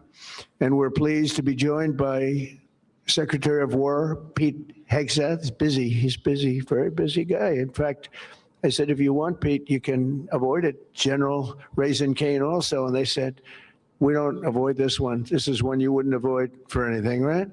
So we appreciate that you're here. Secretary of Veterans Affairs, who's doing an incredible job, Veterans Affairs, Doug Collins. Doug, thank you. You stand up, Doug. You're doing such a good job. 92% approval rating. Chairman of the Joint Chiefs of Staff, General Dan Kane, who's known as Raisin Kane. I liked him when I heard that name, Raisin Kane. I said, if it's true, you're my guy. And it's true. It just turned out It's very true. He's a great guy and a great general. Secretary of the Army, Dan Driscoll, and Army Chief of Staff, Randy George. Thank you. Thank you both, Dan. As well as Senators Tom Cotton and Bill Hagerty. You guys were great on television this weekend. I'll tell you what, can't have a better representative than both of you. Thank you very much. And Representatives Tim Burchett, Jack Bergman, and Nicole Malliotakis. And we have a few others sitting here, but I'm not going to go through it because we have far more important people to honor today. Oh, we have Tom Homan. I got to at least mention Tom Homan. I would be stand-up, Tom. What a job. Zero people coming in.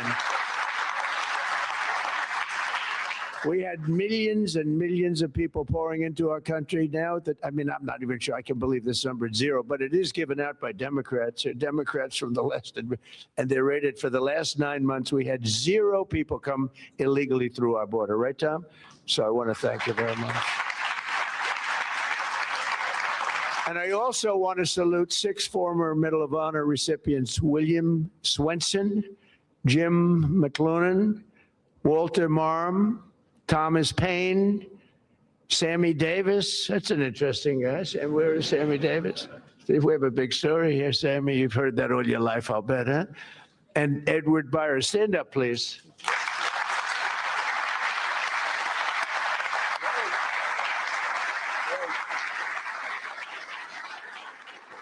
You all look good. We all look good. We remember the ceremonies. Oh, great. It's a great honor.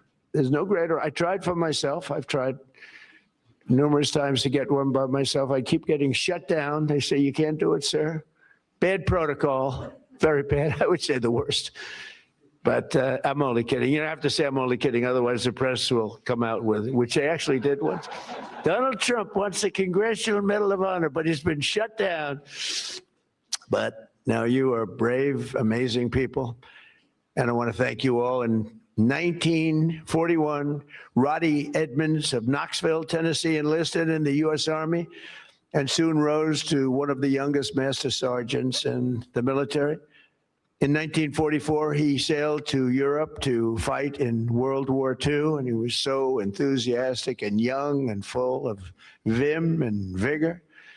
Roddy soon found himself on the front lines of the Battle of the Bulge. That was a big one.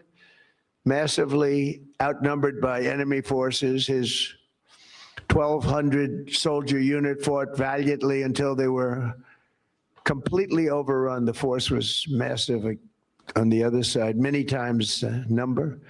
After a 4-day death march, one that was covered very well by the history books through bitter cold, they were put into a German POW camp. Roddy was the top-ranking infantryman in the camp. He was number 1, meaning he was responsible for the lives of his fellow service members.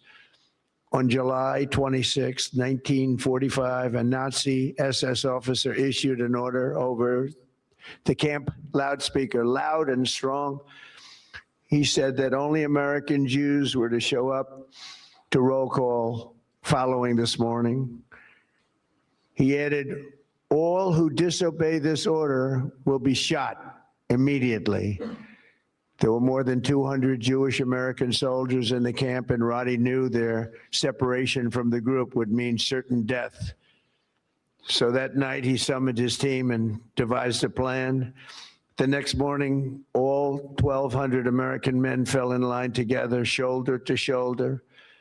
Enraged, the Nazi commandant rushed forward, drew his Luger pistol, and pressed the barrel between Sergeant Edmonds' eyes. He barked at Roddy. They cannot all be Jews, he screamed loud and again, and staring straight back into the raging face of evil. Sergeant Edmonds replied fearlessly, we are all Jews here. The Nazi officer lowered his weapon and the soldiers erupted in cheers. With total disregard for his own life, Roddy had saved over 200 of his fellow service members. Their camp was liberated 2 months later. We're honored to be joined today by Roddy's son, Chris. Please stand up as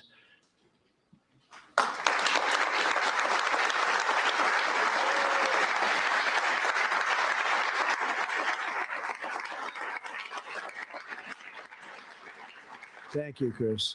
Today, your father gets the honor he so courageously earned. And really amazing, right? It's an amazing story.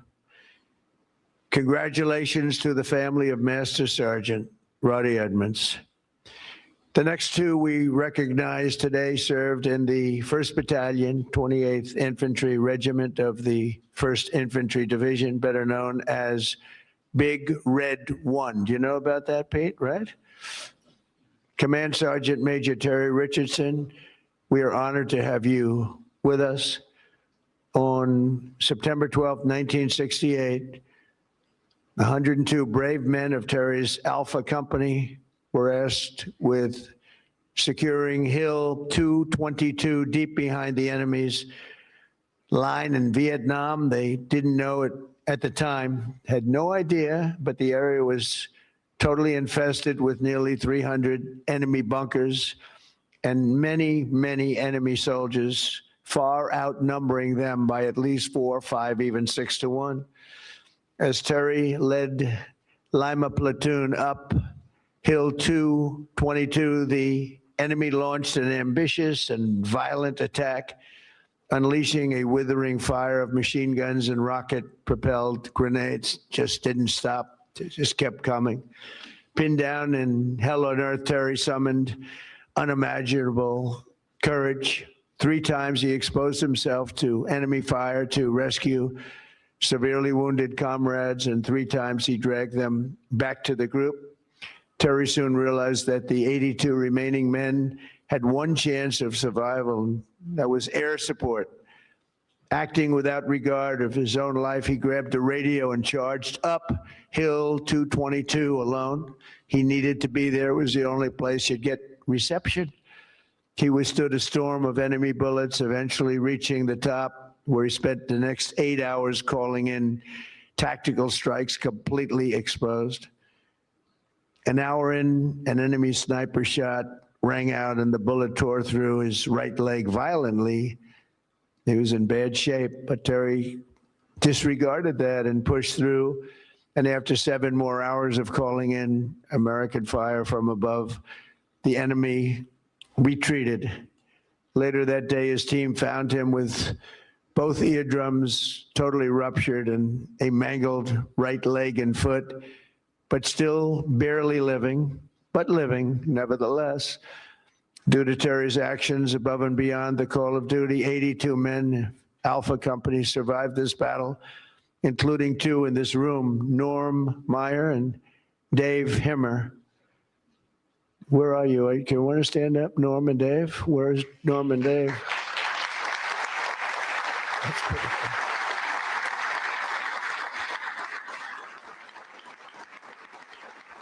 Very good.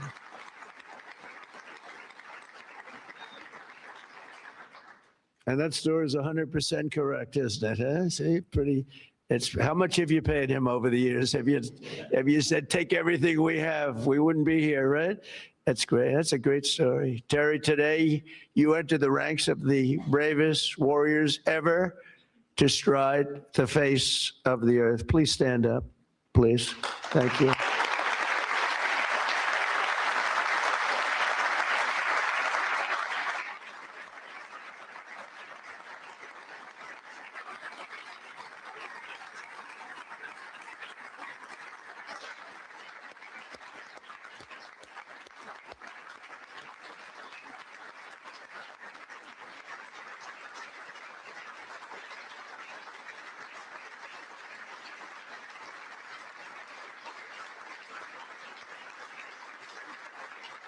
That's great, Terry. That's a great, brave man. I met him back there. He said, he's central casting. Look at him. He looks great. He looks great. You feel like fighting? I think we could take him today. What do you think, Pete? We'll make a little deal with him, as you are a brave man. Finally, we honor one more American soldier, a fallen warrior of world of wars, and really a really terror. Staff Sergeant Michael Ollis, born in 1988 on Staten Island. Michael grew up seeing the World Trade Center across the bay. I know Staten Island so well. The people in Staten Island are amazing. After 9/11, Michael enlisted in the Army, and by 24 years old, he was locked in. He loved it. He wanted it so badly. He was a squad leader serving in Afghanistan with the 2nd Battalion, 22nd Infantry Regiment, 1st Brigade Combat Team of the legendary 10th Mountain Division. On August 28th, 2013, terrorists detonated a 400-pound car bomb on the east wall of the forward operating base, Ganzi, ripping open a 60-foot wide breach into a compound that housed NATO coalition forces, a lot of them. 10 Taliban fighters wearing suicide vests swarmed through.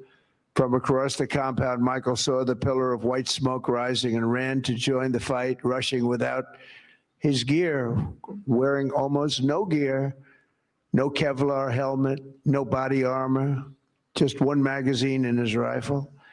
Along the way, he encountered a Polish soldier, and together they advanced under heavy fire, very, very heavy fire.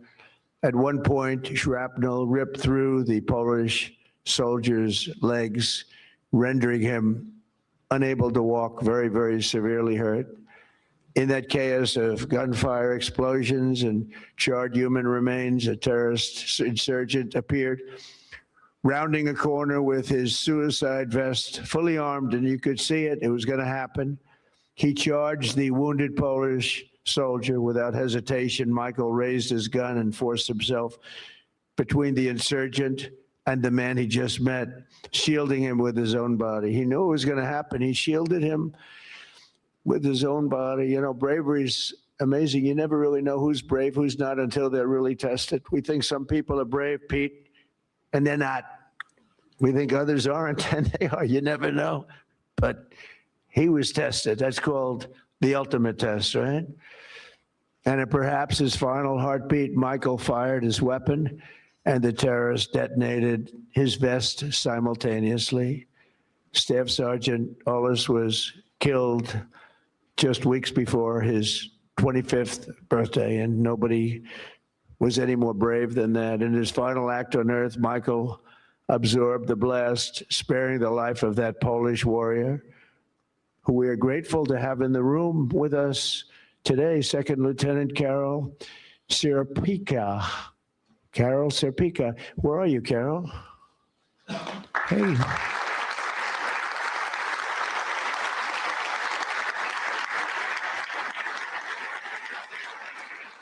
Would you like to come up? Please. Please. I'd love to have you come up. Thank you, Carol. Very, very nice. Thank you very much. Thank you so much. Thank you.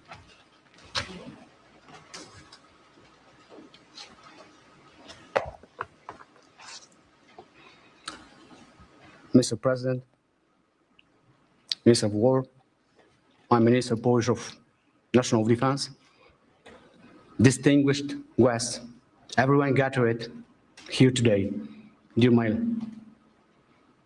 Basia, Michael, and Jacob, especially dear Linda and Robert, and the entire Ollis family. What do you have that you did not receive? This is how I would like to begin these few words, to speak to you all here. In this special place and on occasion of this incredibly important ceremony, one that is significant for many, but truly especially exceptional for me. It's a particular privilege and a great honor. Above all, however, it is my commitment. It is a part of my new mission, which began 13 years ago. A soldier is not something you are from time to time. It is who you are forever. It is just like you are not a mother, a father, a sister, and brother, or as only for a moment. These are not roles given to us for a while. They are a great gift, but also a great lifelong commitment. Yes, today my commitment and my greatest gift is to cultivate the memory of true, heroic act of courage that I witnessed performed by your beloved son, Michael.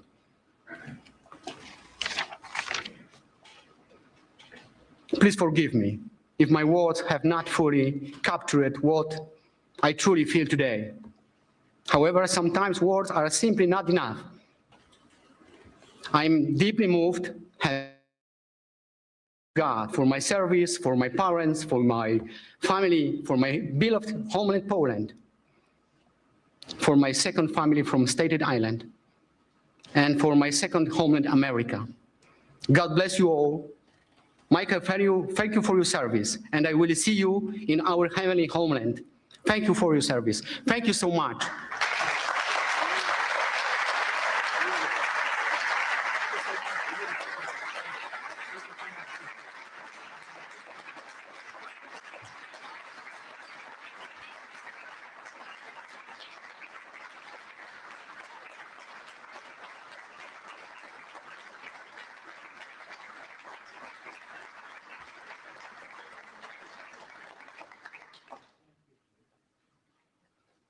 And Carol is joined by his wife and their two wonderful sons, Jacob and Michael. Michael is named after the American hero who saved his father's life.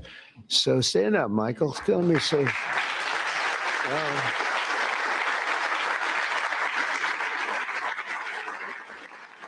That's great.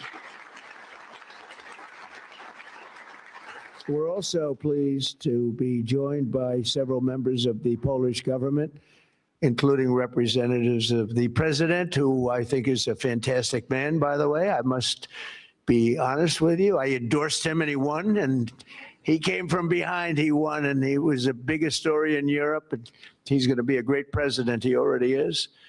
But as well as Poland's Minister of Defense, to honor the blood and sacrifice that has helped seal the Polish-American bond. We have a great bond. We have a great relationship with your country. And I just want to thank you to Michael's parents, Bob and Linda. Your son's selflessness in the face of real evil reminds us of the courage that keeps our country free. And I just said the genetics in that family are very strong, right? I said that before. All three families, I said, good. I see some of the young ones today. And I said, you have good genes. They were asking me, what does that mean? I said, don't worry about it. You'll figure it out. But you have the best genes you can have, actually. So thank you for giving America your beloved son. And now I would like to ask the military aide to come forward and read the citations, and then we will do the honors. Thank you all very much. This is a tremendous honor for me to be here. Thank you. Please, military aide.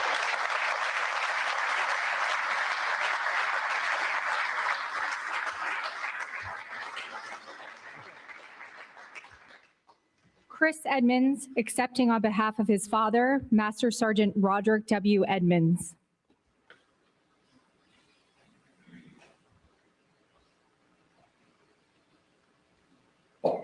The President of the United States of America, authorized by Act of Congress, March 3, 1863, has posthumously awarded in the name of Congress the Medal of Honor to Master Sergeant Roderick W. Edmonds, United States Army. Master Sergeant Roderick W. Edmonds distinguished himself by acts of gallantry above and beyond the call of duty from January 27, 1945 to March 30, 1945 as a prisoner of war in Germany. Upon arrival at Stalag 9A in Zietenhain, Germany, on the evening of January 26, 1945, the Germans announced that only Jewish American prisoners would fall out for roll call the following morning at the threat of execution. Master Sergeant Edmonds directed his senior leaders to have all 1,200 American prisoners present themselves for roll call. The Nazi commandant became incredulous after realizing that so many Americans were standing in formation. The commandant removed his pistol, pressed it hard against Master Sergeant Edmonds' forehead between his eyes, and demanded that he order all Jewish American prisoners to step forward or he would be shot. Master Sergeant Edmonds fearlessly held his ground, refusing to concede. The commandant lowered his weapon without further attempts to segregate the Jewish American prisoners. Several weeks later, in March 1945, the Germans ordered all prisoners to assemble outside the barracks for evacuation. Master Sergeant Edmonds ordered all American prisoners to form in front of the barracks, and when the enemy transports arrived, they would break ranks and rush back to the barracks. Master Sergeant Edmonds gallantly led these prisoners in a relentless pursuit of opposition and resistance, forcing the Germans to abandon the camp, leaving the 1,200 American prisoners behind. Master Sergeant Edmonds' conspicuous gallantry above and beyond the call of duty are in keeping with the highest traditions of military service and reflect great credit upon himself, his unit in the United States Army.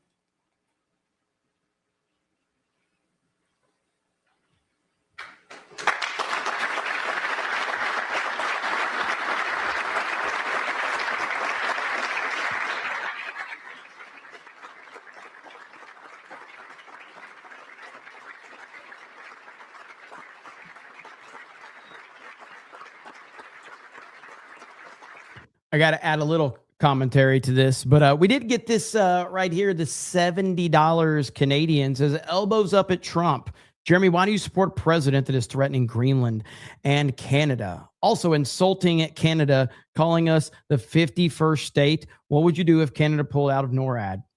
I'll address this a little bit later, but I'll just say, you don't have to use so many words to let us know that you're still upset about America defeating Canada in hockey. I appreciate the effort, but the only reason that we want you to become the 51st state is so you can know what it's like to be a gold medalist in hockey. Okay, so there's that. 1968 in the vicinity of Loc Ninh, Republic of Vietnam. On this date, his company was tasked with the mission of securing Hill 222 in hostile and enemy territory near the Cambodian border. Staff Sergeant Richardson directed one of his squads to be the point element leading the way. Shortly after the assault began, 3 of the squad members became severely wounded and pinned down between 3 enemy machine gun bunkers.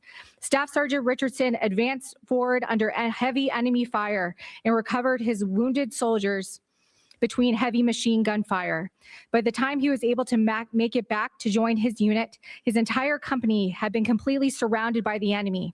Staff Sergeant Richardson recognized that the only way to keep his company from being overrun was with accurate tactical airstrikes.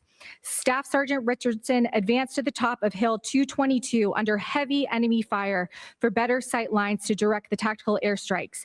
He began to direct the tactical airstrikes and shortly thereafter became wounded by an enemy sniper. Staff Sergeant Richardson continued directing the tactical airstrikes for 7 more hours before the enemy broke contact. 6 soldiers from his platoon found him still alive. Staff Sergeant Richardson declined medical evaluation for his gunshot wound and requested that he be allowed to stay to lead his soldiers. Altogether, his actions directly resulted in 85 lives being spared on that fateful day. Staff Sergeant Richardson's conspicuous gallantry and extraordinary heroism at the risk of his life above and beyond the call of duty are in keeping with the highest traditions of military service and reflect great credit upon himself, his unit in the United States Army.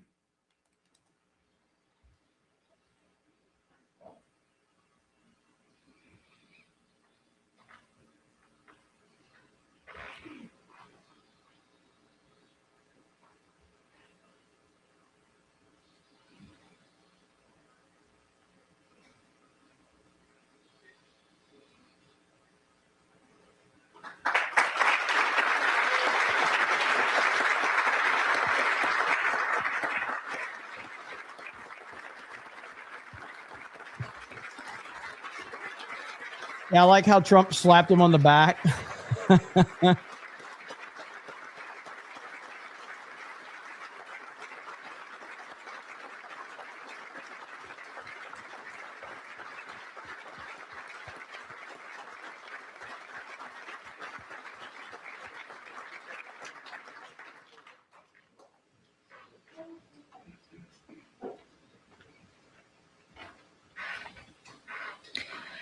Robert and Linda Ollis accepting on behalf of their son, Staff Sergeant Michael H. Ollis.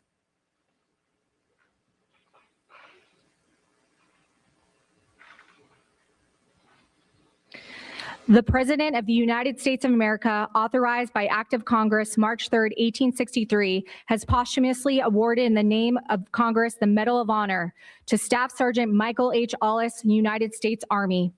Staff Sergeant Michael H. Allis distinguished himself by acts of gallantry above and beyond the call of duty on 28 August 2013 in Afghanistan. On this date, a complex enemy attack involving multiple vehicle-borne improvised explosive devices, suicide vests, indirect fire, and small arms fire was launched against Forward Operating Base Hanzi. Staff Sergeant Allis ordered his fellow soldiers to move to bunkers to shield themselves from enemy fire. After accounting for his soldiers, he moved toward the enemy force that had penetrated the perimeter of the Forward Operating Base. Staff Sergeant Allis located a coalition forces officer, and together they moved toward the point of attack, armed with only their rifles. Upon reaching the attack point, they linked up with other friendly forces and began a coordinated effort to repulse the enemy.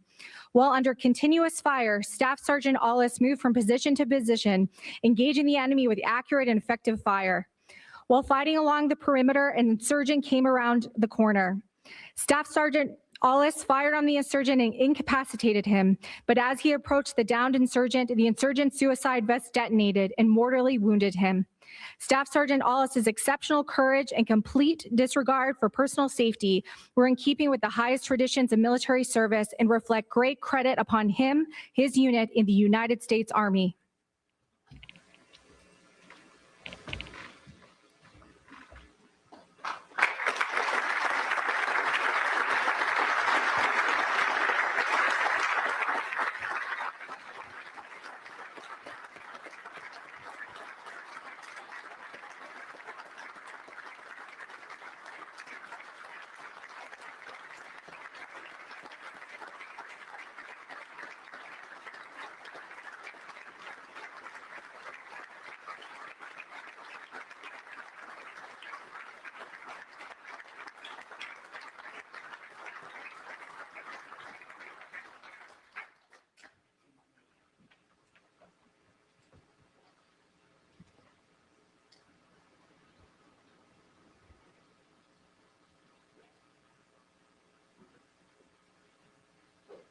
Ladies and gentlemen, please bow with me as we give the benediction. Eternal God, our unfailing light in every darkness, the rock on which we stand, as we depart this place of honor, may the courage of these heroes be our example, righteousness our choice, and hope in you our guiding light. We especially ask for your protection over our military service members who are protecting the interests of our nation at this very moment. And Heavenly Father, grant us the will to do justly, to love mercy, and to walk humbly before you. In your holy name we pray. This we'll defend. Amen.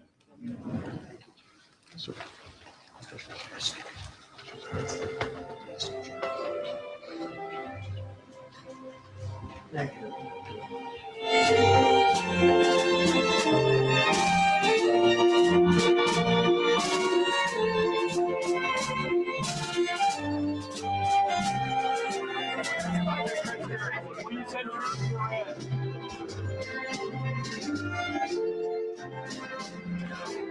Well, it always delivers with the president and those big moments, talking valor and commitment and sacrifice of the men and women who serve this country. That was gorgeous. Just a beautiful, heartfelt ceremony.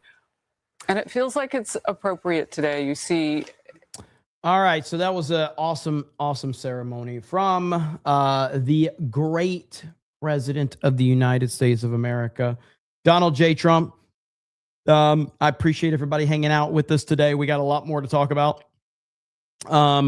Gremlin for 20 says, have you seen the AI Disney princess song on how the Muslims are taking over GB called Caliphate? It's a great warning to the world. I haven't seen that one. If you want to tag me in it, though, I'd check it out. But yeah, back to Gary Myers for $70, who's very upset about hockey. Anyway, he says, elbows up at Trump. Jeremy, why do you support a president that is threatening Greenland and Canada? because fuck you. That's why. Secondly, also insulting Canada, calling us the 51st state. What would you do if Canada pulled out of NORAD? And then Gary follows up with a $13.99. And I'm not sure what all you're trying to say here. Hockey has nothing to do with Canada stopped sending. I think you're saying sending to help fertilize American crops in Ontario. Ontario shut off power in the United States that use it. Listen, Gary Myers, the only way that I will, again, I mean this, okay?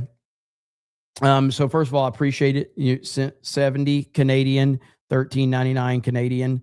I will consider all of your points if you send a $500 super chat. This is only fair, okay? If you send $500 super chat, I will seriously consider all of your points and take that to heart. Because it means that much to me. Okay. It really does. It means that much to me. I just need to know it means that much to you. It's not about grifting. I'm trying to see how passionate you are. Because if you care about this enough to send me $500, then that's serious. I'll have to seriously take a look at it. Okay. So we'll see how serious you are. And then we'll go from there. But all I can tell you is whenever Trump talks about Canada being the 51st state, or whenever Trump talks about Canada wouldn't exist without America, my response is this right here. Get the fuck out of bed, bitch. Go.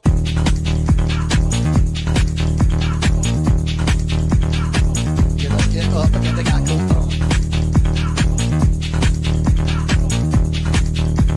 Time to wake up, bitch, get up.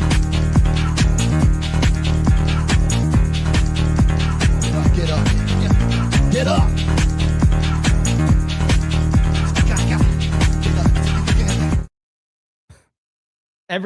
Every time Trump brings up the Governor Carney, or when he said Governor Trudeau, that was my reaction right there. It makes me very, very happy indeed. And this right here is my stance on Trump and Greenland. If we don't take Greenland, Russia or China will. And I'm not letting that happen. If we don't take Greenland, Russia or China will take Greenland. And I am not going to let that happen. You know, they can offer you either like... Yeah, sure. I'd love to make a deal with them. It's easier. But one way or the other, we're going to have Greenland.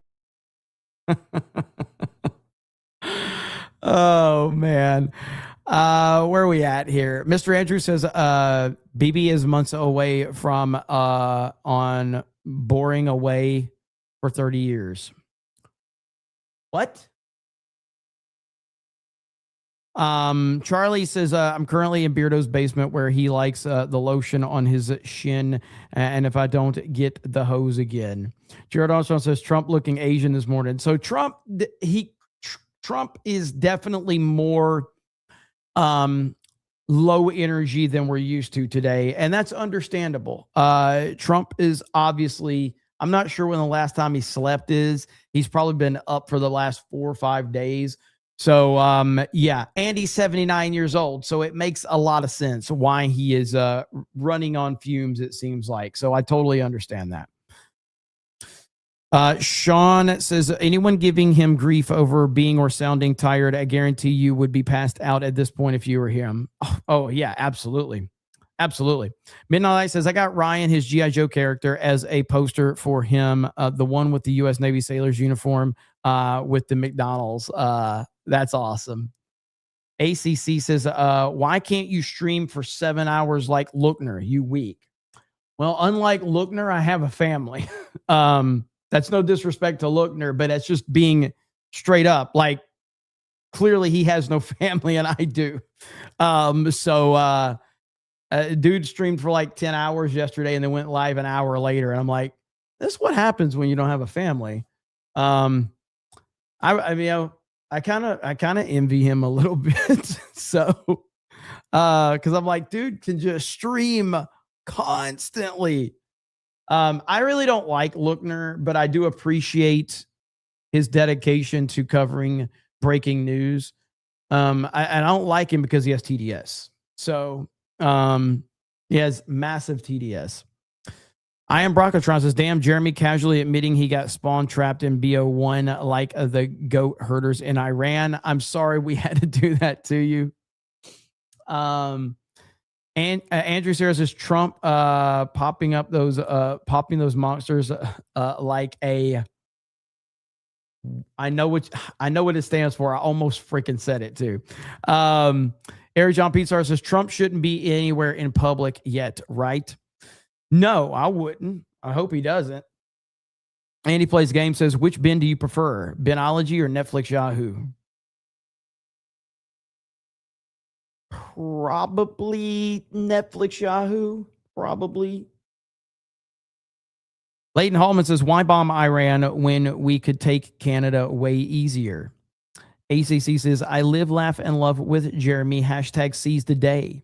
Taco Woman Sandy Ravage says, Alberta, 51st state. Jeremy Cyborg says, as a veteran who served with Canadians at NORAD missiles defense sites, if Canada pulled out, it would have zero effect on the U.S. I mean, ultimately, let's just call it like it is. Canada benefits so much from sharing a border with the United States of America. And we've talked about this many times, but you know, nobody's going to attack Canada because of America. That is a simple fact. And that's what Trump's big issue is that, you know, you guys benefit so much from us, yet you're constantly trying to get one over on us. And we're sick of that shit. You guys have so much protection because of us. And so I get it. It's an absolutely valid point. Gerald Armstrong says all Steve Lookner does is reads stuff off of Twitter. I mean, he does, but his I mean, that's all I fucking do. But Lookner is always going live covering everything, so I respect it. But he does have TDS. There's that video of him foaming at the mouth over Trump. Literally foaming at the mouth. Dark Red Knight says, sorry about our retarded boomers. GC3 says, happy Texas Independence Day, 190 years and counting. Yeah, I really didn't know if the Gary Myers guy, like, I don't know if, I can't tell if he's trolling or not, which I do appreciate. I appreciate that I can't tell. At first, when he sent it, I was convinced that there was a fan trolling. I'm not sure now. Maybe he legitimately is mad. I'm not sure. What do you think? What do you think? The good Tom King says, I like trolling Lookner with pro-Trump comments. You haven't gotten banned yet for having pro-Trump comments in his chat? Because they'll ban you for that shit. He's not trolling. He's desperate. He has to pay that much to fit his message. That's pretty funny. Hey, dude, man, if you just paid me, what'd you pay me? Like 80 something dollars Canadian, which is probably about like what, $3 American, something like that, you know? So, let's see. Canada 51st state and the province renamed as countries. Did he go away?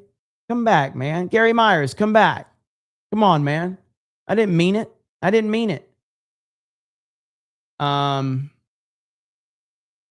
Send 500, Gary, so we can confirm your intentions. Exactly. And again, it's not about me grifting. I'm just trying to understand where he's coming from. I'm trying to understand it. Now watch Nerdrotic show up. So is this no. Man, I looked over at the White House channel and it automatically went to this right here. And I thought Trump was holding a meeting in the Oval Office. And I was like, oh, crap. And I was like, never mind. So I got fooled there for a minute. That was pretty funny. Many people are asking about the lady in the top corner there. I can't imagine why you guys are interested in her. That They tried to push for peace. It stalled so many times. The president said several times they went back to Tehran. They wanted peace before they took this action, but they felt Tehran was not going to do it. They had to pull the trigger. And they said, There's a guy that was complaining about my thumbnail. What's wrong with my thumbnail? What's wrong with my thumbnail?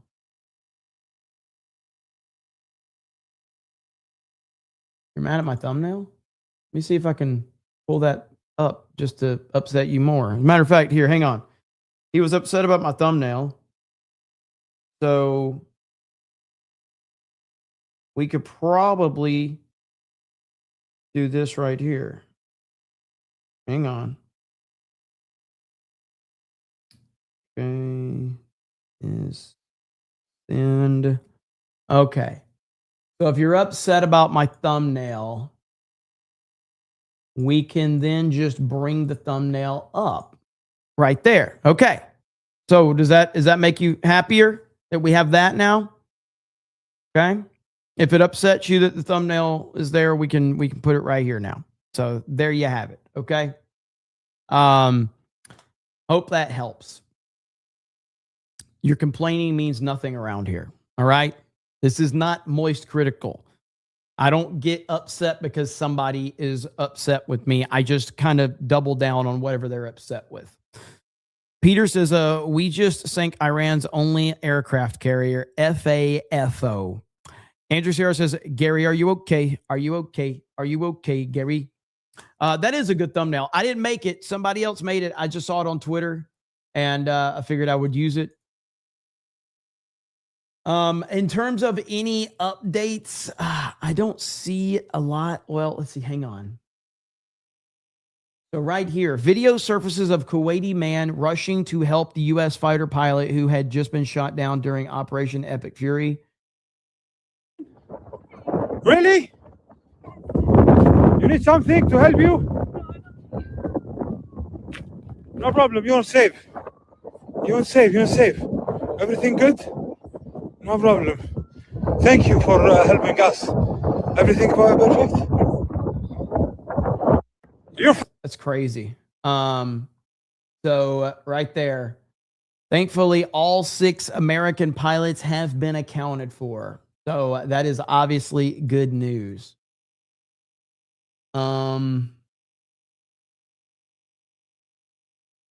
I don't know if you guys saw this or not. This is kind of unrelated to everything else going on, but it's just so funny that Shia LaBeouf did an interview with, was it Channel 5? And in the interview, he says, gay people are scary. And the media is very upset about Shia LaBeouf saying gay people are scary. Hang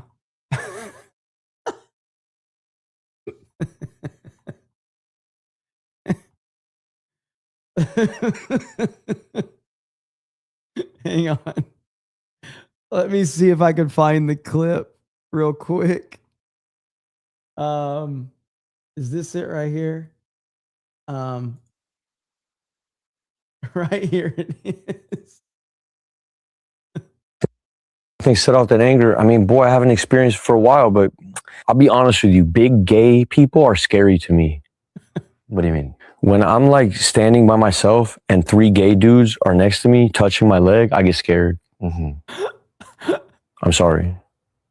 If that's homophobic, then I'm that. Yeah. Does that happen a lot? No, it just happened one time. Recently? Well, that's why I got arrested. Oh, okay.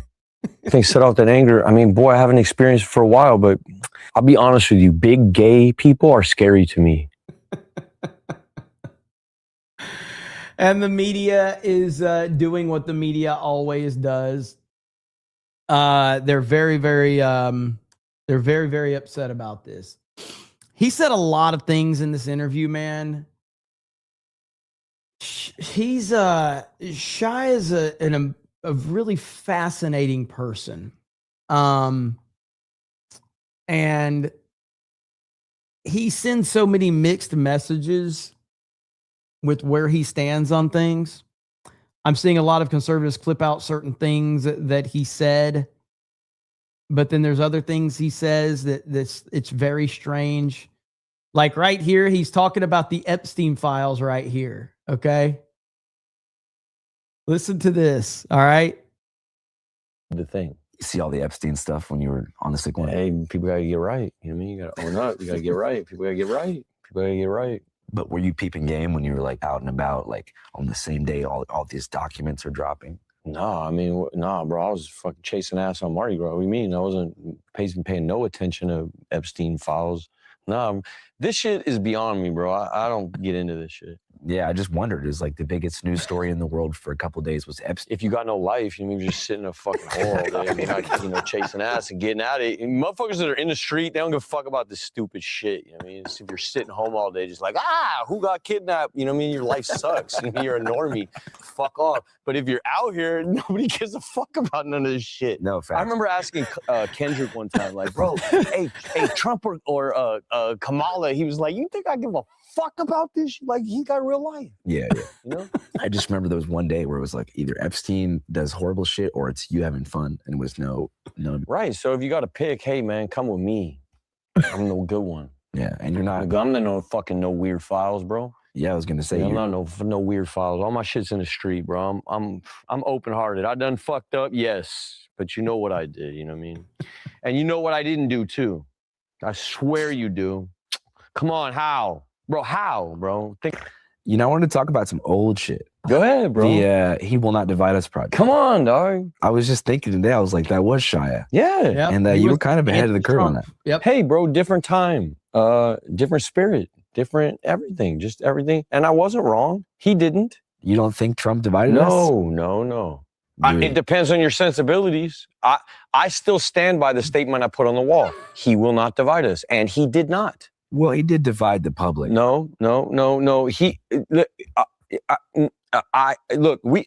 beauty of that piece actually was its ability to be both things. And I don't want to fuck the art up. So I'm not going to speak on it no more. I don't want to choose a side.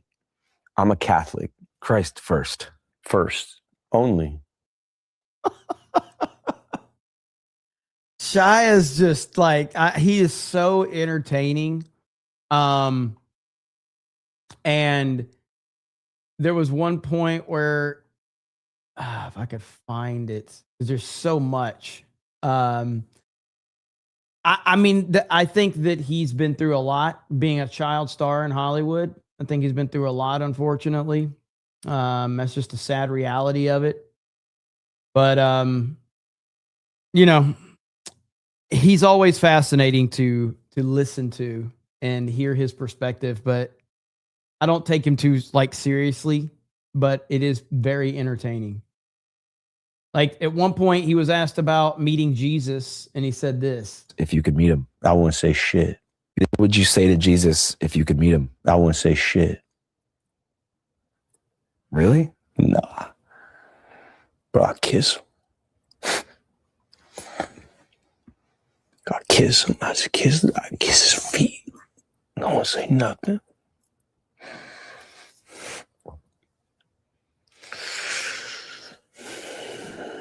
Chill out with these questions, Andrew. My bad. I didn't know it was make you emotional. I'm a real Catholic, bro. A real one. I just thought you had thought about it. No, I'm a real one, bro. Would you? And so conservatives are running with that piece and they're like, oh, look, Shia said this. And it's like, I don't think that using Shia LaBeouf as your poster child for Christianity is probably the best move. I'm just saying, it's probably not the best move while he's sitting there drinking beer. Here, hang on. Something. Well, hey, bro, you gotta hit your real one. I just thought you had thought about it. I'm a real one, bro.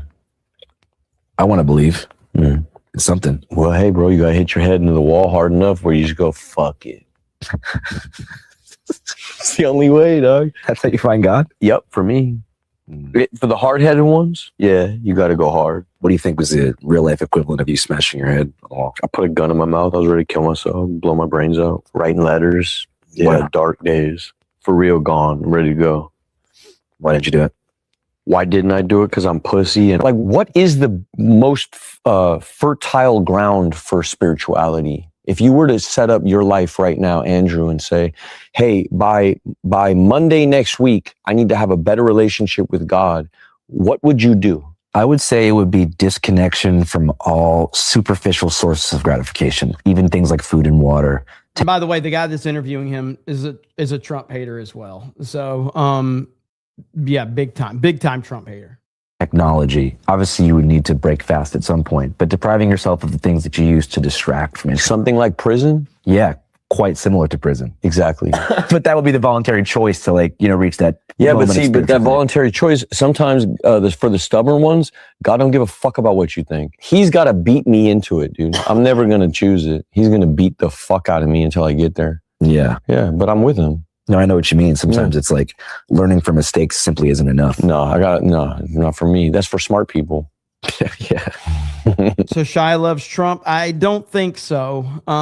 He might start talking about, Trump in a positive way at some point in time, but I mean, that's not beer there. I mean, well, that's not beer. Maybe that's not beer there. Dude is either high or drunk right now. Okay. He is completely toast, regardless of what he's drinking in that moment. He is toast in this interview. I know what you mean. There are some people that need to be taught the hard way. Yeah, bro. That's just what it is. And do you ever think that'll happen to yourself? I'm in it right now. We're in it right now. What do you mean? We're in it right now. Yeah, I guess it would be crazy for me to ask you about your plans for the future because you're just really in this present moment. I don't give a fuck about the future. I care about my kid. That's the number one thing. That's it. You Only don't- her. you Yeah, I don't just care about my kid. And right now, I got a good thing going. Well, you're just going to be unhappy. This helps me just get out on town. Externalize. Bro, I just fucking fuck it all. I'm no longer no Shia LaBeouf celebrity, hold on to this thing, worry about the next job. None of that. I just go out and I go listen to music. Feels good right now. And I'm not hurting nobody. There's 2-3 people I hurt. I'm going to deal with that. God bless you guys. That's my fault. I'm going to deal with you. On me. But that's the amount of interactions I've had in Mardi Gras. Bro, I must have met 20,000 people. 20,000 good interactions and 3 bad interactions. I'm going to sign up for it still. It's like playing blackjack at a casino.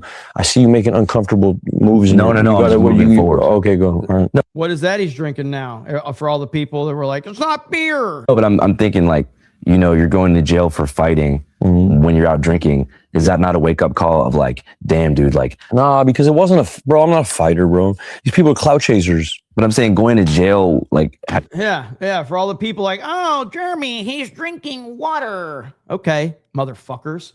have you thought damn, maybe if I wasn't drinking, that wouldn't happen? I Who gotta gives chill. a fuck though? It's another experience. Yeah. Jail will be another adventure. Yeah. What are you gonna do? That's cool. That's the Hunter S. Thompson viewpoint. Who gives a fuck? That dude's drunk and high as hell. If you think otherwise, then okay. But he is completely gone in this interview. Also, somebody said he's never bashed Trump. I mean, I'm not going to sit here and pretend that I know for sure, but I feel like he went on a big that whole "He Will Not Divide Us" thing was a big anti-Trump campaign. I think. I mean, he was like, it was all about anti-Trump stuff. So I don't know where you're saying he did not bash Trump. Maybe not recently.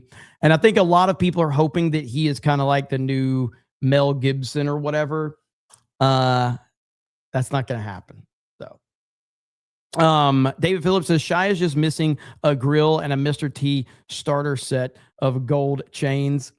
Based LaBeouf. I mean, I like Shia LaBeouf. I do, but dude, this attitude of he represents the right and he's a Christian and he's given his life to Jesus. I think you guys are barking up the wrong tree at that point in time. But hey, whatever works for you. Got that one. Let's see. Alonzo says, smoking that Iran pack. Capucci says, all Jeremy's thumbnails are 100% real photos tags. ACC says, it's so funny when Lookner is reading the chat and gets pissed. I like Steve, but I'm like, don't read chat, bro. Haha, you're doing it to yourself every time. Yeah, I mean, he, does he, I don't watch him as much as I used to, but I feel like Lochner doesn't really give any real opinions on anything. He just kind of covers things and he keeps it very generic and vague. So, which is fine. It works for him. He gets a ton of people watching him and all of that, but he doesn't really give strong opinions on anything unless he's upset about Trump. And then suddenly agenda-free TV it's not so agenda-free anymore. And he used to work for what? Right Side? I think he used to work for Right Side Broadcasting, I think. Let's check in right here and see what's going on. Second, you turn away from the TV for a moment and you've likely missed something. I think what we're seeing as well is a large-scale calibration from this administration that is able to not only manage that, but also, conduct diplomacy. I'm sure having a major feed into the MBS Putin call that just occurred, by the way, and also do things like honor our American soldiers, deservedly so, as part of a medal ceremony.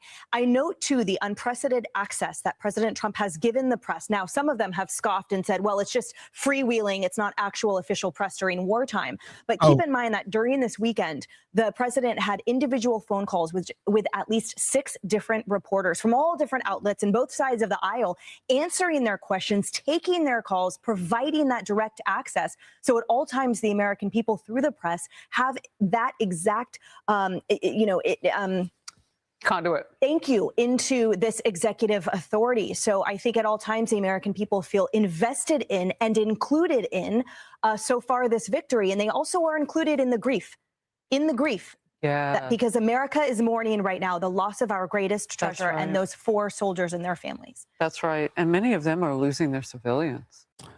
This is one of the clips I was looking for from Shia. Right here. This is hilarious. You believe in hell and stuff? Yeah. Who do you think's down there? Who's down there? Martin Luther? The man who wrote the Protestant Martin Luther's there. Yeah, he had the special haircut. He's gone. That fool's gone. For denying the divinity of the Pope. There's a whole lot. We could talk about this. This will be the whole rest of the interview. Now, some people have been saying that he's talking about MLK. All right. That's who some people are. They are theorizing that he's talking about Martin Luther King.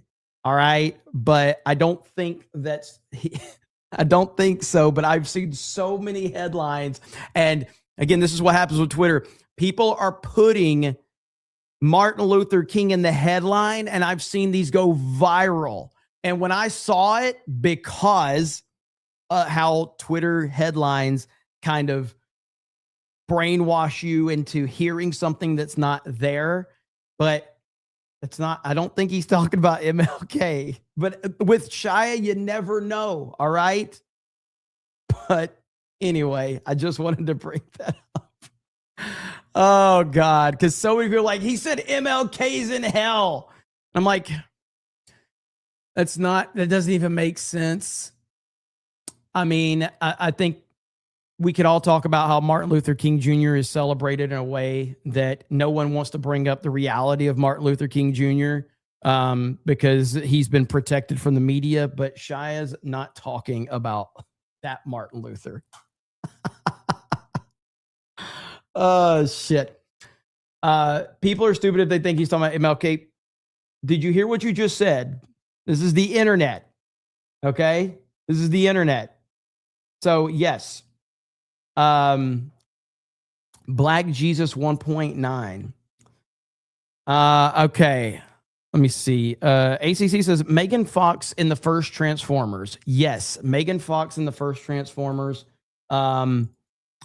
Yes. That's all I'll say. I'll just say yes. It's a very good thing. Right here on The View, you had, what's her name? What's this idiot's name on The View? The former CNN chick, Anna Navarro. Anna Navarro tried to blame Trump for literally everything on The View. And apparently she got checked. So here we go. I look at Donald Trump and I look at Netanyahu. God. Listening to her voice just in these 2 seconds is painful, okay? I look at Donald Trump and I look at Netanyahu and I see 2 leaders who I think politically they benefit from war.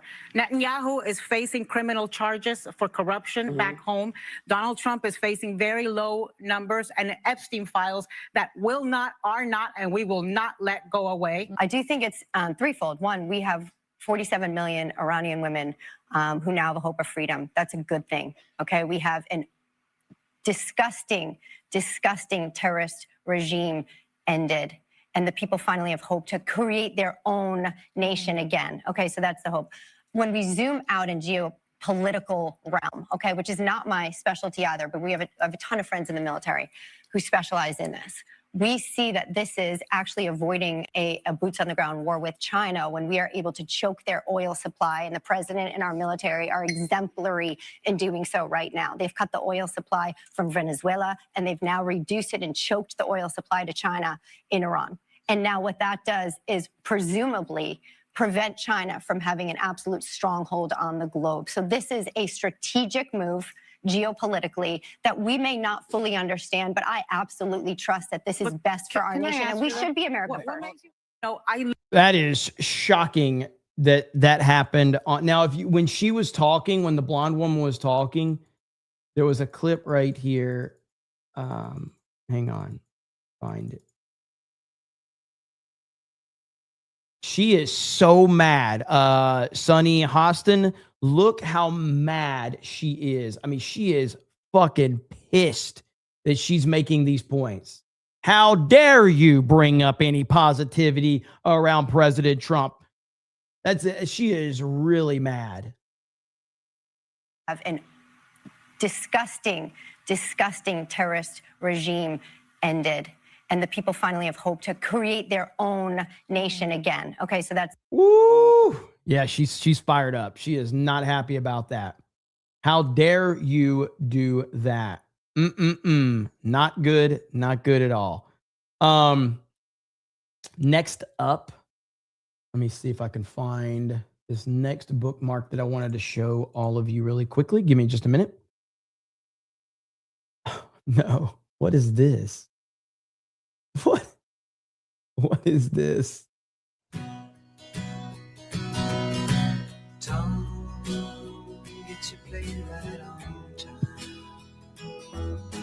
I know you're part of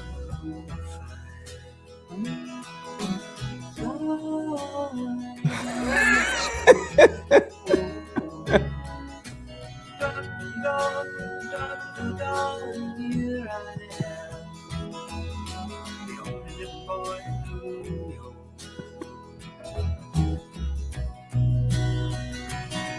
I get the news I need on the weather report. I gather all the news I need on the weather report. I've got nothing to do today but smile and here I am, the only little boy in New York. Look how little and fat he is. He's so little and fat.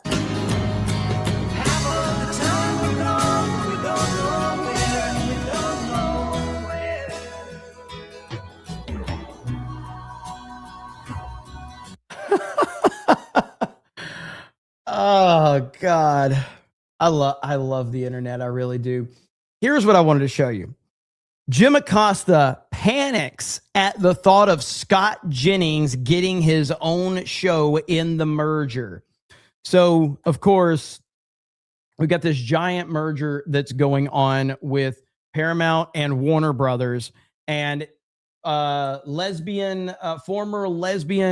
host of CNN or lesbian reporter of CNN, Jim Acosta, is very, very unhappy at the thought of Scott Jennings getting his own show. Do we want Scott Jennings anchoring the CBS Evening News or anchoring AC 360 and talking about what a great president Donald Trump is and how he's the best president since George Washington and Abraham Lincoln? Yes. Well, I mean, what kind of crazy Stranger Things upside down world are we going to become if that's the kind of news and information that we have pumping out over the airwaves in this country. It sounds to me that that's exactly what Donald Trump wants. All you have to do is go inside his twisted mind. I mean, just the other day, he was tweeting about sending a hospital boat to Greenland. He can't even stay awake at his own events. And this is the guy who's gonna cow these giant media properties into combining into one another and becoming propaganda arms of his administration. I mean, what kind of crazy 1984 shit is this? Now, this is Jim Acosta. And if you remember, this was Jim Acosta back during the first Trump administration. Listen, do you remember this one? Challenge you on one of the statements that you made in the tail end of the campaign in the midterms. That Here we go. That, well, if you don't mind, Mr. President, that this caravan was an invasion. As you know, Mr. President, I consider it to be an invasion. As you know, Mr. President, the caravan was not an invasion. It's a group of migrants moving up from Central America towards the border with the U.S. Thank you for telling me that. I appreciate it. Why did you characterize it as such? Because I consider it an invasion. You and I have a difference of opinion. But do you think that you demonized immigrants in this election to try to keep them? I want them to come into the country, but they have to come in legally. You know, they have to come in, Jim, through a process. I want it to be a process, and I want people to come in, and we need the people. Your campaign. Wait. You know why we need the people, don't you? Because we have hundreds of companies moving in. We need the people. But your campaign had an ad showing migrants climbing over walls and so on. That's true. But they weren't actors. They're not going to be doing that. They weren't actors. Well, no, it's true. Do you think they were actors? They weren't actors. They didn't come from Hollywood. Right. These were people. This was an actual, it happened a few days ago. And they're hundreds of miles away, though. They're hundreds and hundreds of miles away. That's not an invasion. Honestly, I think you should let me run the country. You run CNN. All right. And if you did it well, your ratings Let would me be ask, much if better. I may ask That's one other enough. question, Mr. President. If I may ask Peter, one go other ahead. question, are you worried? That's enough. That's Mr. enough. President, That's I was enough. going to ask one of the other folks. That's enough. Pardon me, ma'am. Dude, he won't Mr. even President, give her. that's enough. He Mr. won't President. even give her the microphone. This dude is unhinged. This is TDS right here. I had one other Peter, question, let's if go. I may ask, on the Russia investigation. Are you concerned that you may have? I'm not concerned indictments- about anything with that you the may have Russian indictments coming down? investigation because it's a hoax. That's enough. Put down the mic. Mr. President, are you worried about indictments coming down in this investigation? Mr. President. I'll tell you what, CNN should be ashamed of itself having you working for them. You are a rude, terrible person. You shouldn't be working for CNN. Go ahead. I think that's unfair. You're a very rude person. The way you treat Sarah Huckabee is horrible. And the way you treat other people are horrible. You shouldn't treat people that way. Go ahead. Go ahead, Peter, go ahead. In Jim's defense, I've traveled with him and watched him. He's a diligent reporter who busts his Well, I'm butt not a like the big rest fan of of us. yours either. So I understand.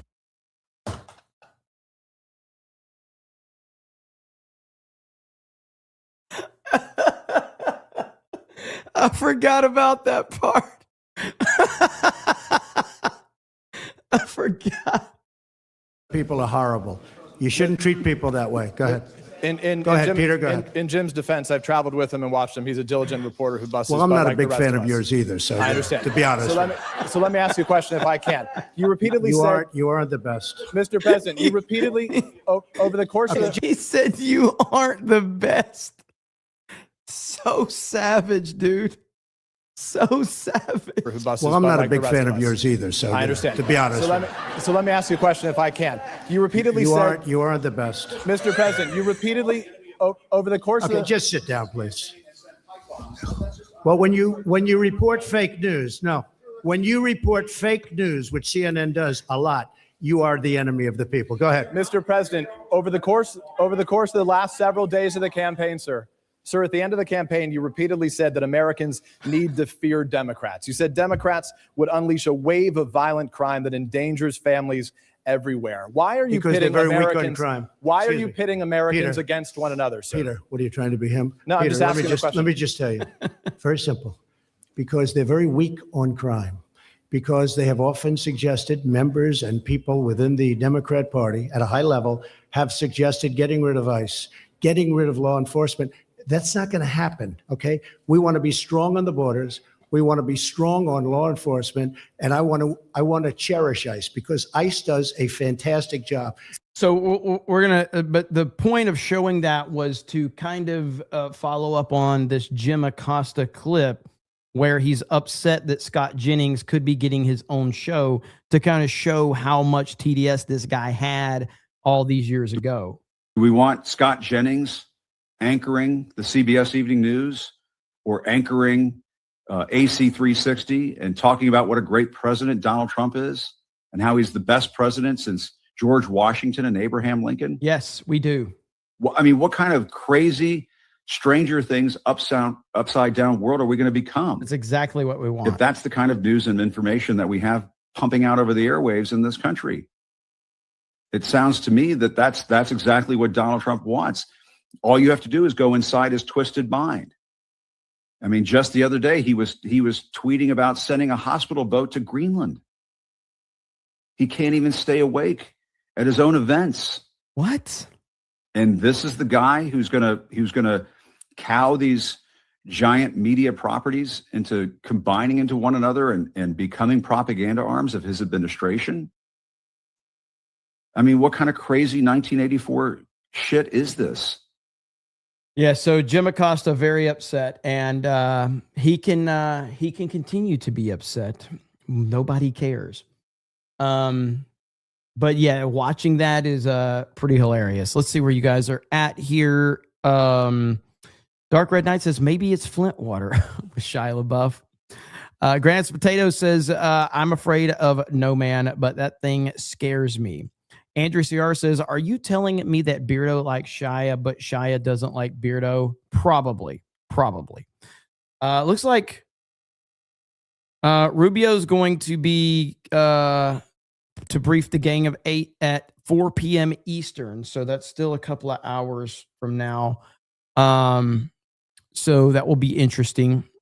ACC says, Megan, I got that one. Cramerica Industry says, hey, Jeremy, whenever you play clips of these liberals with heavy Hispanic accents speak, you should have a clucking chicken sound in the background like Stern used to do.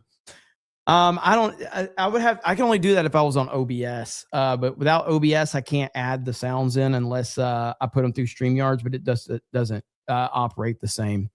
Hemorrhoid Hurt says, I'm a super straight Giga Chad, but JD Advance, wow.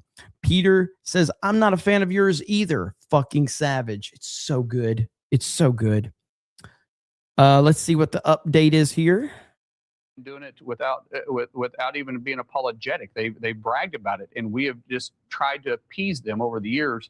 And President Trump said enough's enough. And so the loss of life, when the president first came out and he talked to the American people.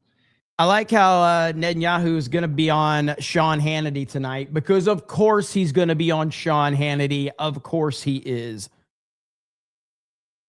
Smell the war that's happened around you and taste it and feel it in your nostrils and hear it. It's something that you'll never forget, and it's ugly. And fortunately, you have President Hegseth, or I say President Hegseth, Secretary Hegseth, that has got a great relationship with President Trump. And President Hegseth's been there. He's done that. You have Chairman Kane, who has fought those wars twice. And in Iraq, and he understands what is facing us. However, we also have the complete understanding with complete resolve that we will win and be successful and eliminate the threat that's been at us for 47 years. You know, Kane also knows what it takes to defeat an enemy. He was quite astute at it when it came to ISIS. So this started out as just the United States and Israel. Some of our allies were denying us the use of bases in the region. But according to the Secretary General of NATO, everybody seems to be coming around on that front. Listen to what Mark Rutte said. We are dealing with a regime in Iran which is terrorist by nature, which is exporting chaos to the region, and that's why everybody supports what is being done now here under President Trump's leadership. It's crucial. So it seemed that some of America's allies were looking for a legal justification to give support to this, now that they have it since they have been attacked. And what's also interesting is that Iran really seems to have shot itself in the foot by attacking other countries in the Gulf region. Maybe it thought that was going to scare them into backing down, but they now seem to be resolved against Iran. Well, it's called the Nazar Plan. The regime, the Ayatollah regime, had this all along. If or when the Americans attacked, they were, and our allies, they were going to put as much pressure on the neighboring Arab states to be able to have this political campaign. But it's backfired because what they realized is they had no friends in the region. No one's coming to their aid because they had a big bark, but not everybody understood they had no bite. And that's why I think a lot of people was hands off, but now that they're being attacked and they're seeing that their bite isn't there, they have no capabilities. The United States and Israel has been able to knock them out. More and more assets are coming available by the neighboring countries, and you're going to see this. People are happy. The only people that aren't happy that we took out the Ayatollah and is eliminating this threat from the region is unfortunately the Democrat Party in the Senate and the House. And for the life of me, I can't put my head around it. But if you see, well, they're not happy no matter what Trump does. That's how it's always going to be. So that's not surprising at all. I want to show you this because this is the video that we got late last night. This is the fighter jet that crashed in Kuwait right here.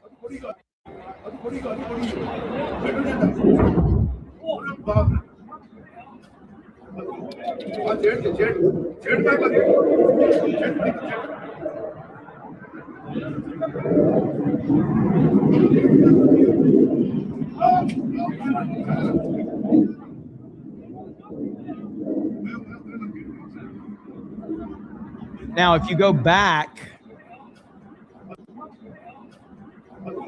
you see the parachutes right there. Parachutes right there.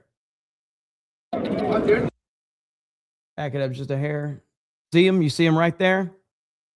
So, and then right here, remarkable photo of the U.S. fighter jet pilot in Kuwait after emergency ejection after his fighter jet was shot down in an apparent friendly fire incident.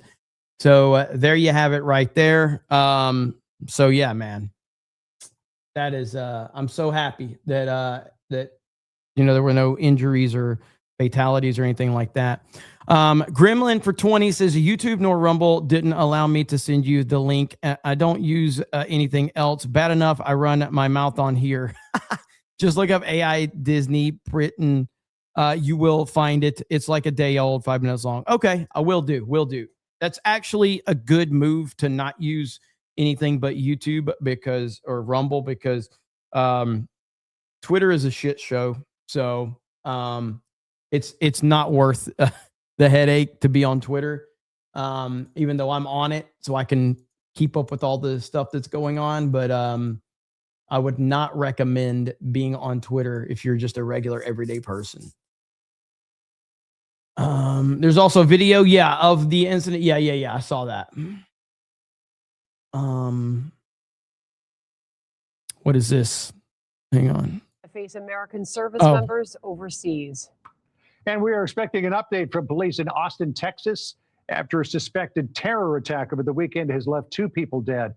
We now have a photo of the suspect wearing an undershirt with an Iranian design on it. We'll show it to you after the break. Stay with us.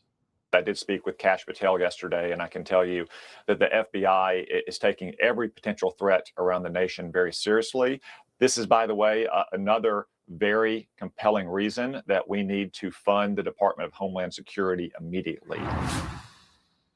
All right, so we'll have an update on that. But that was a tough situation for sure. Over on Rumble, we've got Bowman says, if you hate the media, you don't hate them enough. Tax. Thanks for the coverage. Thank you. I appreciate it. Bastion says, Canada being part of NORAD is like giving your little brother the unplugged video game controller to shut him up. Celine says, I don't want to hear 1984 after their Ministry of Truth bullshit. Ministry of Wrong Thing says, people don't understand how insane it is for Saudi Arabia to fight on the side of Israel. Trump diplomacy paying off. We literally got Israel and Saudi Arabia fighting side by side before GTA 6. Getting a lot, that's for sure. ACC says, do you also remember the blonde chick who was actually a Decepticon in Revenge of the Fallen and tried to kill Sam? She was hot too. I don't remember much of the I don't remember much of the Transformers movies outside of the first one. The first one was awesome. The rest of them were terrible. Frozen again, yeah, StreamYard sucks. So StreamYards is terrible. Okay, so right here, pilots bail out of 3 U.S. warplanes who were mistakenly shot down by Kuwait air defenses, CENTCOM says. All 6 air crew members safely ejected were quickly recovered and are now reported to be in stable condition. So there you have it. So they were mistakenly shot down by Kuwaiti air defenses? Is that what it was? I want to get more information on this. First, maybe we get more from this. So we covered the first 10 minutes of Pete Hegseth this morning. I have not seen the rest of this. So he's about to toss over to Raising Cane. I'll look and see if I can find more information on that. Thank you, Mr. Secretary, and good morning, everyone. The purpose of my portion of the briefing today is to update you and the American people on the actions taken thus far. The briefing will discuss the preparation, the planning, setting the force, the early operations, and how we're assessing the progress thus far. So let's get started. On Saturday, 28 February, at 01:15 Eastern Standard Time, 9:45 a.m. local Tehran time, on the orders of the President of the United States, U.S. Central Command, under the command of United States Navy Admiral Brad Cooper, commenced Operation Epic Fury. As I said, I'm going to walk you through the initial phases of the operation. But first, I want to express my deep condolences and the condolences of the Joint Force to the Department of War personnel killed and wounded in actions thus far. As the Secretary said, they're heroes and represent the best of our nation has to offer. They're true examples of what selfless service means. Our deepest and heartfelt condolences are with their families, their friends, and their units. We grieve with you, and we will never forget you. Additionally, I stand here before you today grateful for each service member, planner, logistician, operator across our joint force, for our Department of War civilians, our intelligence community teammates, our interagency teammates who continue to stand in harm's way alongside us. I am proud of all of you as you take the fight to the enemy, and we are the best in the world at integrating, period. I want to extend my personal gratitude to the dedicated commanders and senior enlisted leaders and the enlisted members of the Joint Force who are fighting this fight across the CENTCOM AOR. In addition to Admiral Cooper and Fleet Master Chief Compton, I want to highlight a few today. U.S. Army Central Command Commander Lieutenant General Pat Frank, who along with his team are fighting the counter-missile and counter-drone fight. United States Navy Central Command Commander Vice Admiral Kurt Renshaw and his team, who are engaged with the Iranian Navy and projecting American naval combat power from the seas. And United States Air Force Central Command Commander Lieutenant General Derek France and his leadership team, who are crushing Iranian targets from the air. I want to highlight the support to the CENTCOM fight from other combatant commands who are directly involved with this effort, to include U.S. Spacecom, U.S. Cybercom, and U.S. UCOM. I also want to specifically call out United States Transportation Command and U.S. STRATCOM for their contributions to this fight. We cannot project American combat power at the time and place of our choosing without both. And finally, I want to express how deeply thankful I am for the continued service and sacrifice of the entire Joint Force and their families. Their unwavering commitment and dedication are the cornerstones of this effort. So let me start with a few details. First, to be clear, as the Secretary said, this is not a single overnight operation. The military objectives that CENTCOM and the Joint Force have been tasked with will take some time to achieve, and in some cases will be difficult and gritty work. We expect to take additional losses, and as always, we will work to minimize U.S. losses. But as the Secretary said, this is major combat operations. So let me talk about the preparation and the planning. On February 28th, the full strength of America's armed forces came together in a unified purpose against a capable and determined adversary. The United States Army, Navy, Marine Corps, Air Force, Space Force, Coast Guard, and our reserve components integrated across our combatant commands and began coordinated operations with the Israeli armed forces of an unprecedented scale. As the Secretary laid out, our military objectives are clear. Our mission is to protect and defend ourselves and, together with our regional partners, prevent Iran from the ability to project power outside of its borders and be ready for follow-on actions as appropriate. Across I'm going to talk about something real quick. We will get back to this here in just a minute, but we've got a picture that the left is trying to build a narrative out of President Trump this morning. So right here, this is a real picture. And so you have Governor Newsom's press office posting this picture of Trump with a rash on his neck. And look at the excitement, because that's what this is all based on, is excitement. They are excited that there could be something wrong with President Trump. Oh man, there could be something wrong. So this is getting a ton of traction right now. People are reacting to it and building narratives around it. So be on the lookout for that. But you see right here that this is a post of excitement. They are very, very excited about the thought that something could be, going on. It's not. I think this is if I'm wrong, I mean, I'm seeing this reported widely right now. I haven't seen any community notes. So, let me see.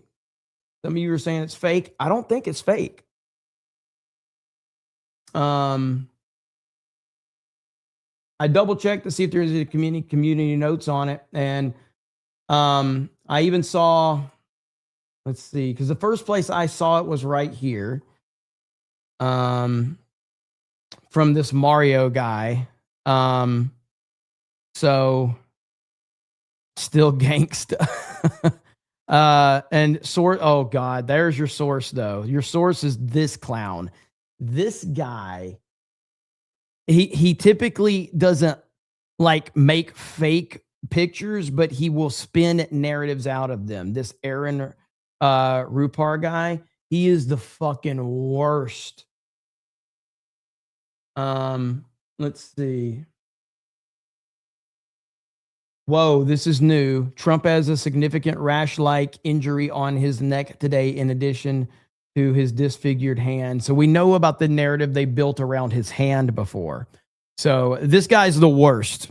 This guy being the source of it, he is the worst. But I don't think the picture's fake.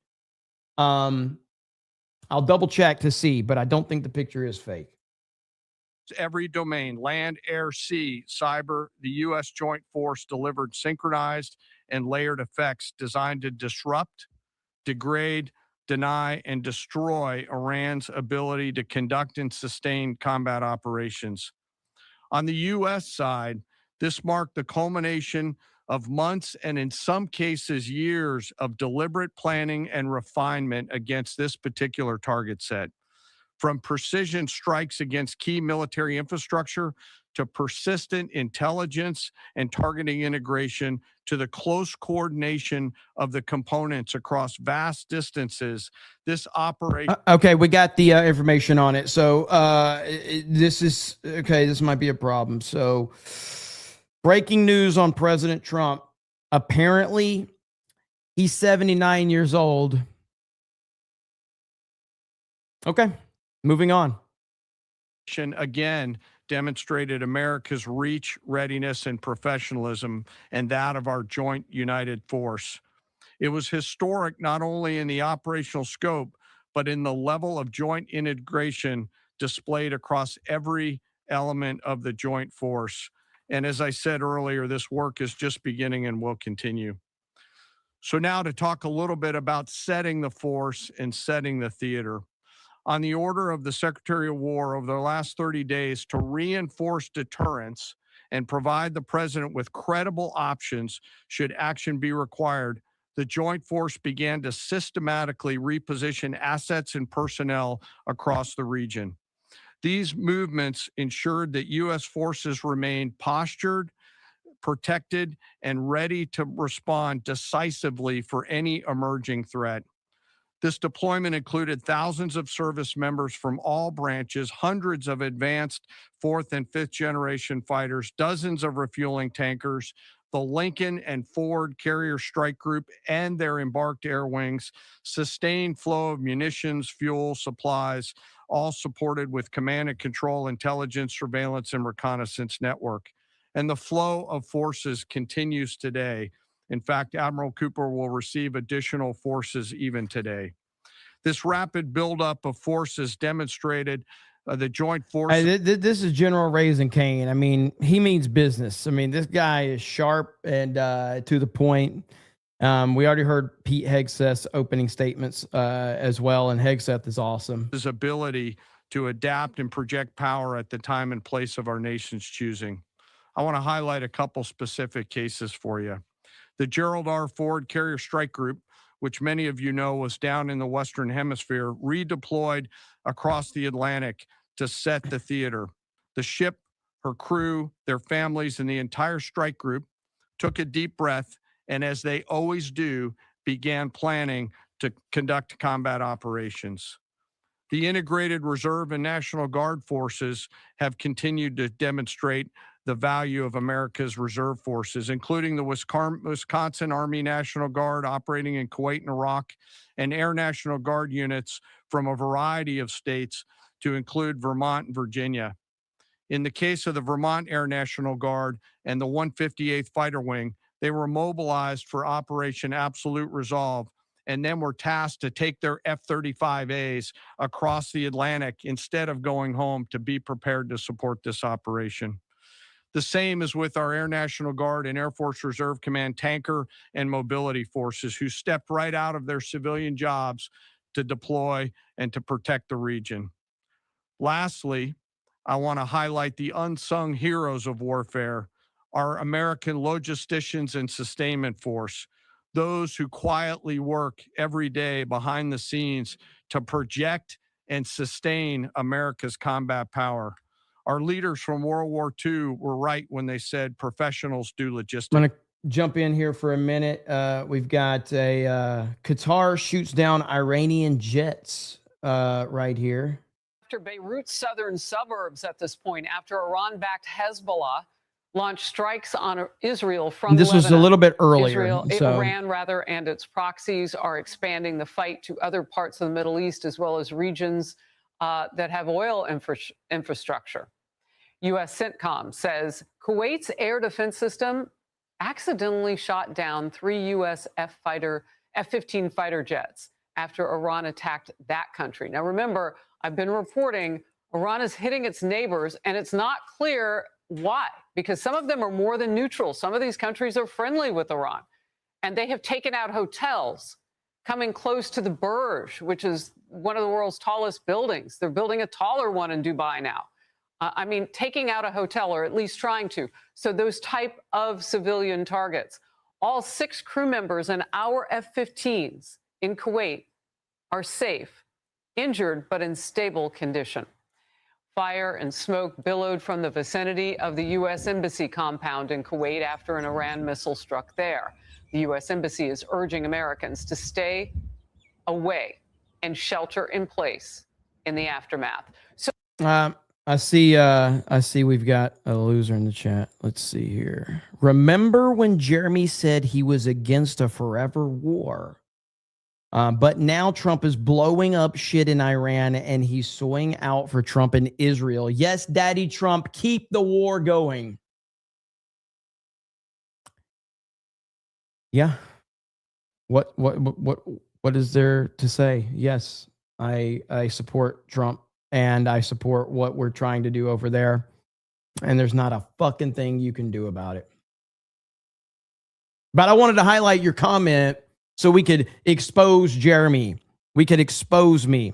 But I am all for it. Lindsey Graham is my favorite politician, and I am all for the forever wars. I regret that George W. Bush didn't get a third and a fourth term so we could have war for the rest of time and we could just be warmongers forever. How will I recover from you reminding people of what I remind them every fucking day? Oh my goodness, my entire channel will be done now because you highlighted things that I have said myself. Oh my goodness. Hey guys, you remember? What a fucking loser.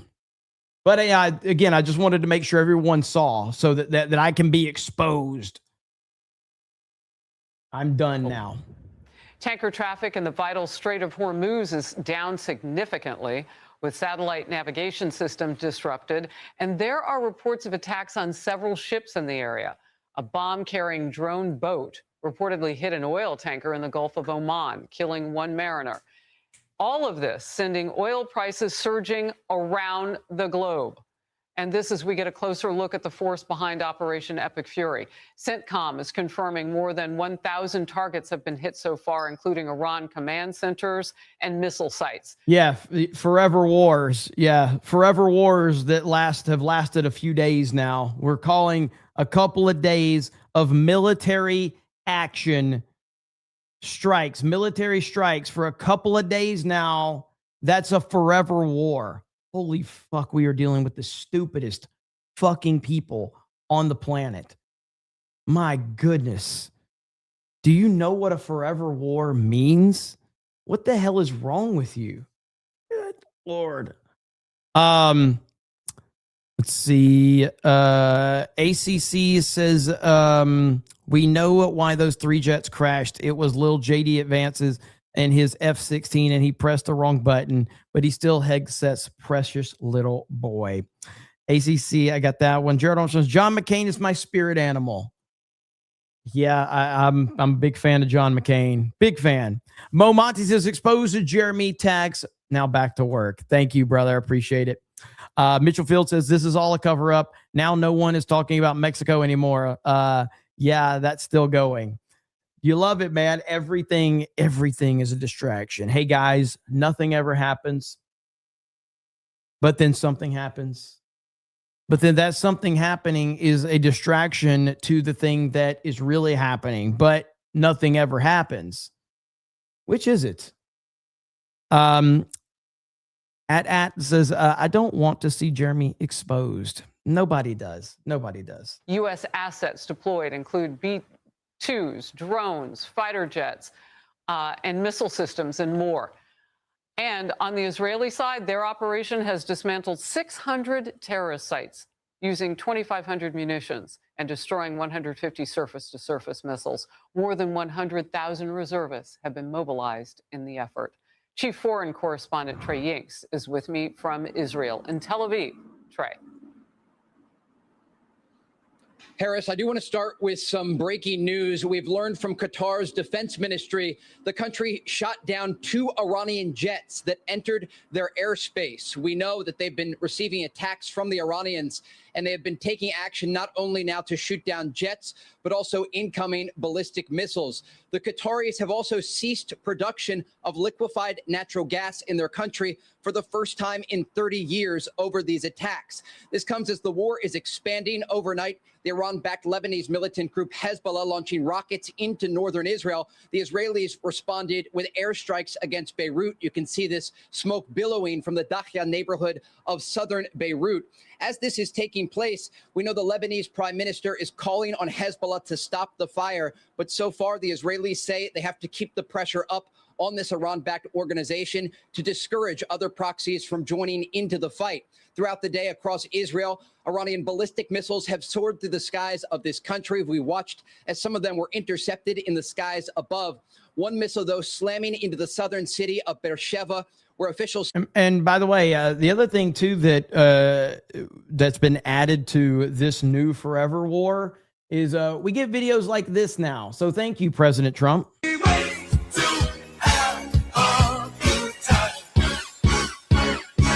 It's fun to stay at the YMCA. It's fun to stay at the YMCA. Yeah. So we are in full support of this forever war. Say at least 10 Israelis were wounded and taken to local hospitals. Israel's prime minister speaking today from one missile impact site, warning the Iranians if they continue this fire, they'll get hit hard in the capital of Tehran. And Harris, again, we do expect the coordination to continue at the highest level between the Israelis and the Americans. But with these Gulf countries taking direct fire from the Iranian regime, this conflict is expanding. Harris? Yeah, I wrote down what you said from the Qataris and the natural gas. Talk to me a little bit more about that if you can. I mean, Iran obviously has been getting some critical infrastructure type items from these countries that now it's firing upon almost indiscriminately. It makes no sense.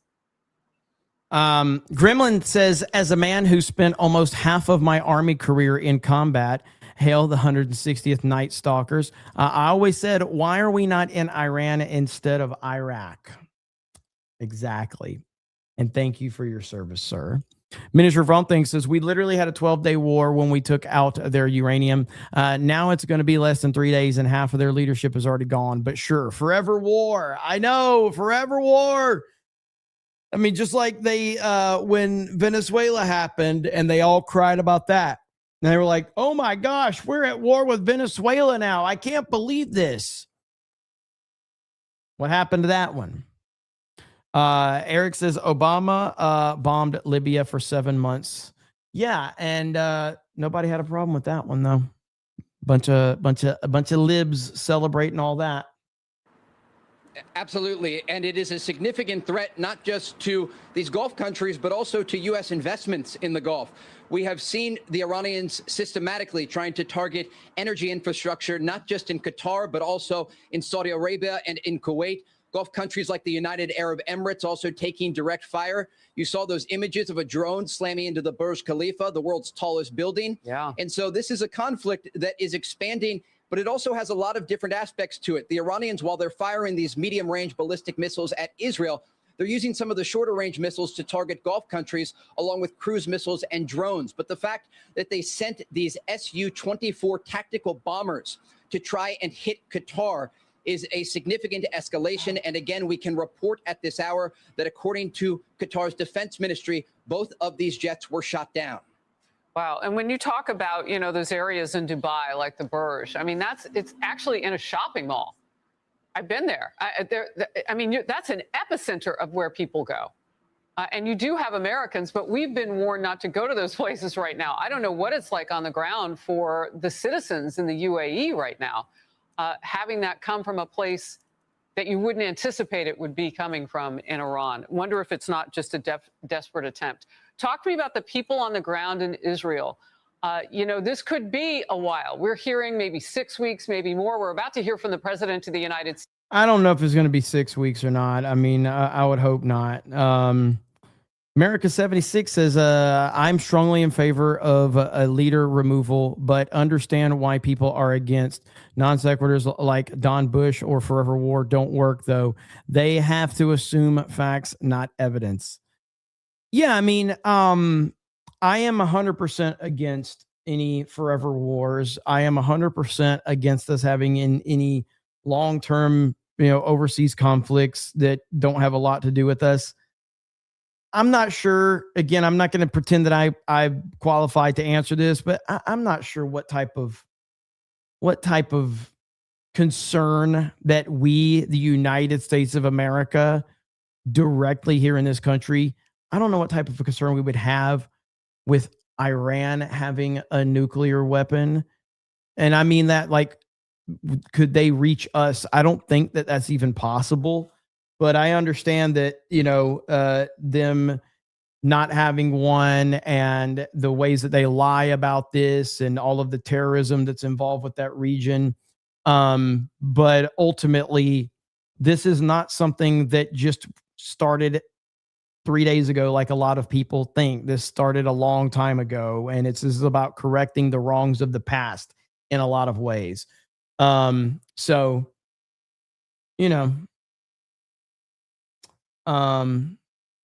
This is an ass whooping that was 47 years in the making. Correct. So I mean, people are going to make up whatever narratives that they want. Do you not listen to the clips you play? Yes, I do. Just because somebody says something doesn't mean that I'm going to believe everything that's said. But ultimately, when people that are constantly pushing the Donald Bush or George W. Trump or something like that, at that point in time, when you say stuff like that, I just have zero interest in listening to you have an opinion on anything, because you're already showing that to compare Trump to George W. Bush is complimenting George W. Bush. And George W. Bush does not deserve any compliments whatsoever. He is a horrible, horrible human being. He's a warmonger. His entire administration were full of horrible human beings. And when people do that, they lose all credibility, in my opinion. Let's click over here, see what they're saying really quick. Just the timing to take advantage of the information about the gathering at the government compound in Tehran on Saturday morning. Just stunning new details that we are learning about all of this, Dan.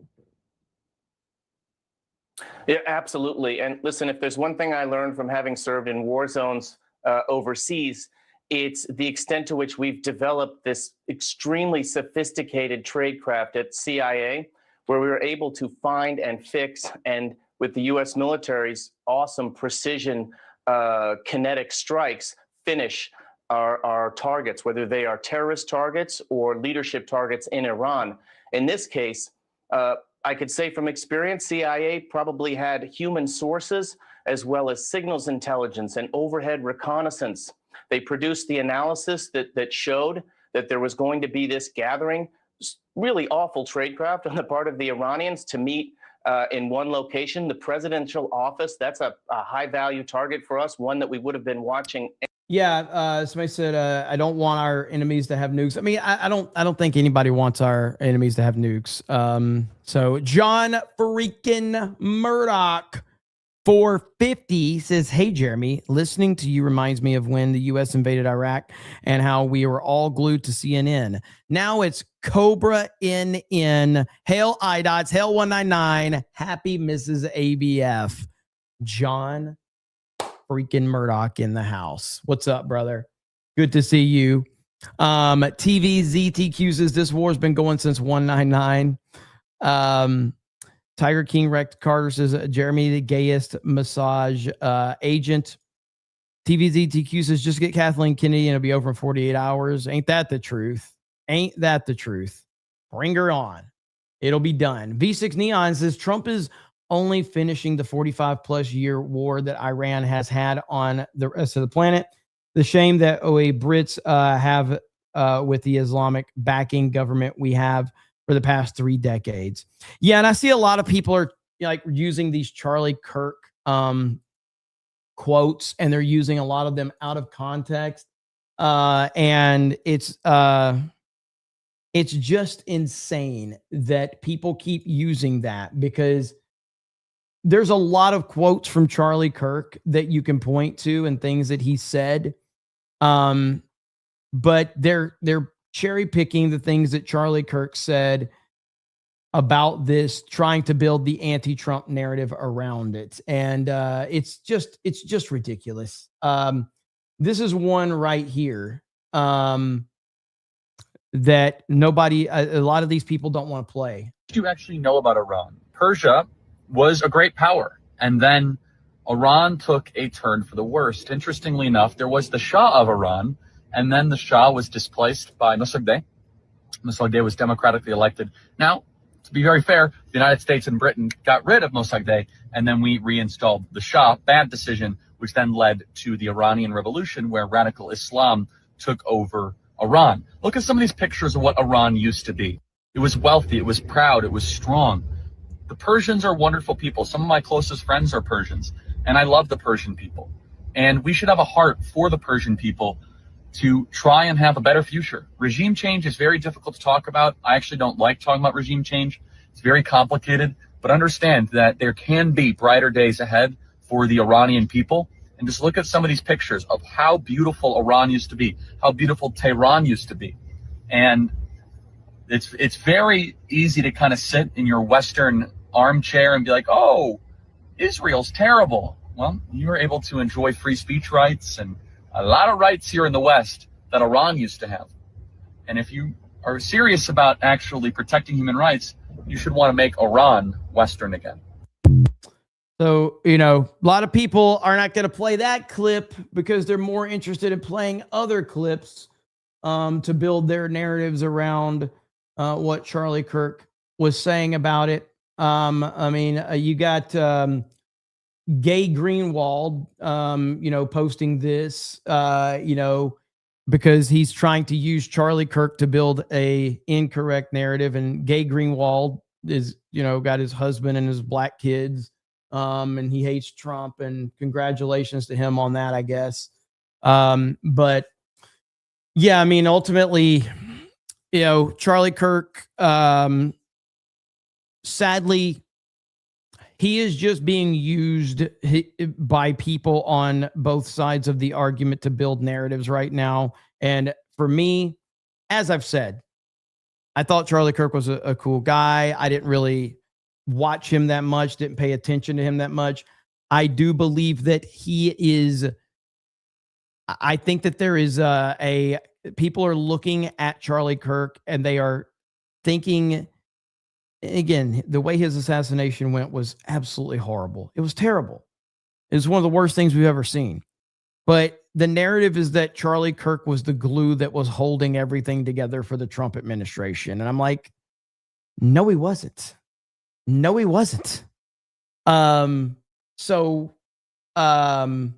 don't know why people are building that up. Your small hat is showing. I don't know what you're talking about, man. I have nothing to do with Israel. I have no connection to Israel. I've never been to Israel. I've never shown any, you know, loyalty to Israel. I've never praised them. I've never put pictures of Israel's flag up or anything like that. So you guys just keep making this shit up, and there's nothing to support your claims. And I just don't understand where all this, you know, I'm pro-Israel stuff is coming from. I just don't know where it's at. And you guys just making shit up.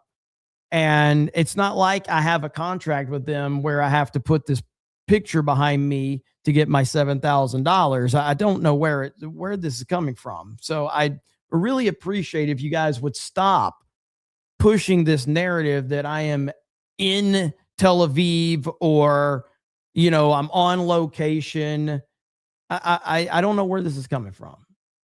So I really would like, I'd appreciate it if you guys would have a little more respect, because I know that on the internet, I know that if you ask people nicely to not talk about Israel and make Israel jokes, I know they'll stop. I know they'll stop, because the internet's a really nice place. And so I know that if you say like, hey, internet, can you please just not make jokes about Israel and me being paid by Israel, and they'll stop. They'll stop. Play the Charlie Kirk Tel Aviv. I don't know if I have that one. I got to look for that one. Charlie Kirk. It was an AI slop account, I think. AI slop. That's one of the worst videos on the fucking internet, man. I got to find it. Hang on.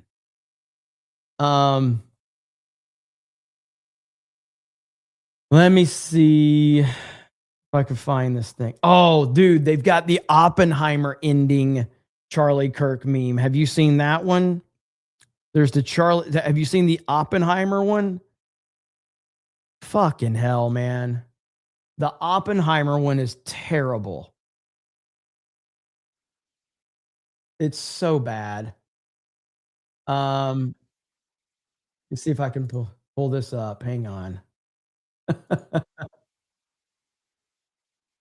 View post. It's called Kirkenheimer. Oh my God. Here we go. Epstein. When I came to you with those calculations, we thought we might start an AI slop meme that would destroy the internet.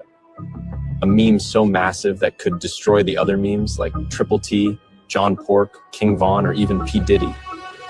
I know Kirk remembered, Charlie. What about it? I believe we did it. Repeat that again, Charlie. I believe we did it.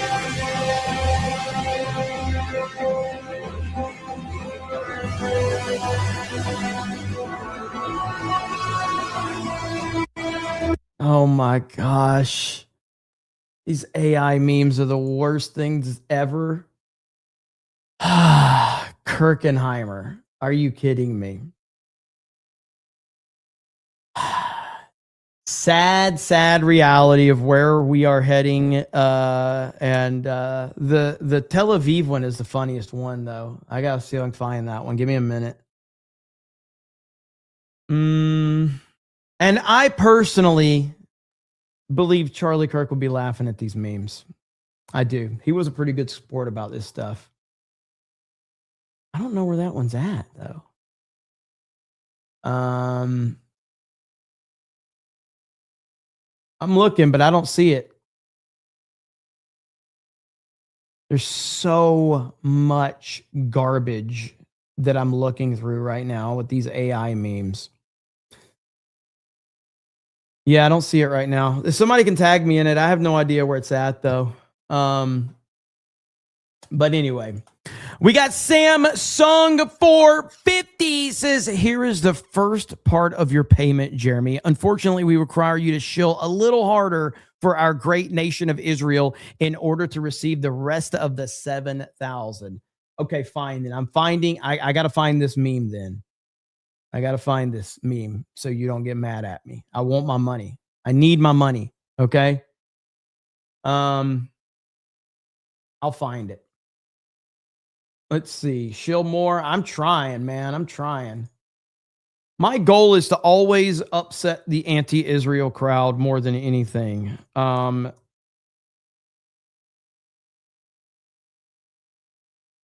Because they're already mad. So you might as well make them a little bit madder. Here it is. All right, I found it. Well, no, I didn't. I found a clip of it. Here it is. God, this is so bad. All right, this should probably get me paid right here. Here we go. Hey, Charlie, you're under arrest. Arrest? I don't feel like I'm under arrest. How about you, Yahoo? Nah, not a bit. Not even a little bit. You turn around and put your hands behind your back. I don't think so. Your mistake is thinking you got a goddamn choice, boy. And your mistake, thinking that you're in America. You're a long way from home. This is Tel Aviv.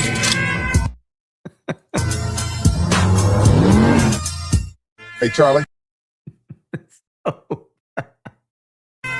This is Tel Aviv. So many people are unsubscribing to me right now. They're like, this guy sucks. He's just playing fucking AI slop, disrespecting Charlie Kirk. I'm not disrespecting Charlie Kirk. You're disrespecting Charlie Kirk by thinking that he actually was the glue that was holding the entire Trump administration together. That is such bullshit. Ryan Kelly says, Scarlett is better than Lady J. Fight me. I like Scarlett. I mean, I'm not like, I would take Jinx over Scarlett or Lady J. So I think Jinx is badass. So I like Scarlett and Lady J, but I'll take Jinx over both of them. Spirian with a 199 super sticker. Thank you, VJ. The business says, yes, Jeremy, we all know that you are a Jew and paid by Mossad, but I could use some financial advice and bagel shop recommendations. Not from me. R.I.P. Charlie, man. I 100% agree, man. You know, I just think that if Charlie Kirk were here today, I don't think that people would be like, people listen to Charlie, people respected Charlie, people just like, I'm not saying people wouldn't be listening to him now, but people have this like idea that Charlie Kirk was this ultimate leader. And it's like, when he was here, nobody was talking about him like that. They just weren't. Like, he was just another political commentator that had a lot of people watching him. Now people are like, oh, if Charlie were here, he would fix all of this. It's like, what are you talking about? That's not how he was viewed when he was here. Nobody was viewing him as the guy that was controlling every single thing that was going on in the Trump administration when he was here. And now suddenly he's like, oh, he was controlling it all. It's like, no, the fuck he wasn't. He was a good guy who was doing really awesome things. Turning Point USA was a great organization, and they were doing awesome events, but nobody was viewing him as this savior of everything. And then, of course, his horrible assassination happens, like just an awful situation. And suddenly this narrative starts coming out that he was controlling everything. I'm like, no, he wasn't. Let's see. Heavy Metal drops a 50 and says nothing. Reminder, Jeremy never watched Charlie until after his death. Correct. Just like most people. Most people. All these people are like, oh, man, I miss Charlie. I wish he was here. And it's like, when he was here, you didn't care. John Jones says, the situation has made me a lot more clear-headed on who is truthful and who is a grifter, similar to during George Floyd. This feels weird to say, but thanks for being level-headed. Hey, I try my best. Let me see. It's you that grifted his death. Yeah, like every fucking body else did. Like that was like a record day on the internet when Charlie Kirk got assassinated. So yes, like everybody else. Yes. Jeremy grifts everything. Respect the hustle. Yeah, whether it's bad weather, politics, whatever.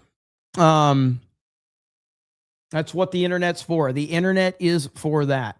So again, everything I'm saying about Charlie is in no way disrespectful to him. I think that Charlie was going to be a huge player down the road for sure. But I just also,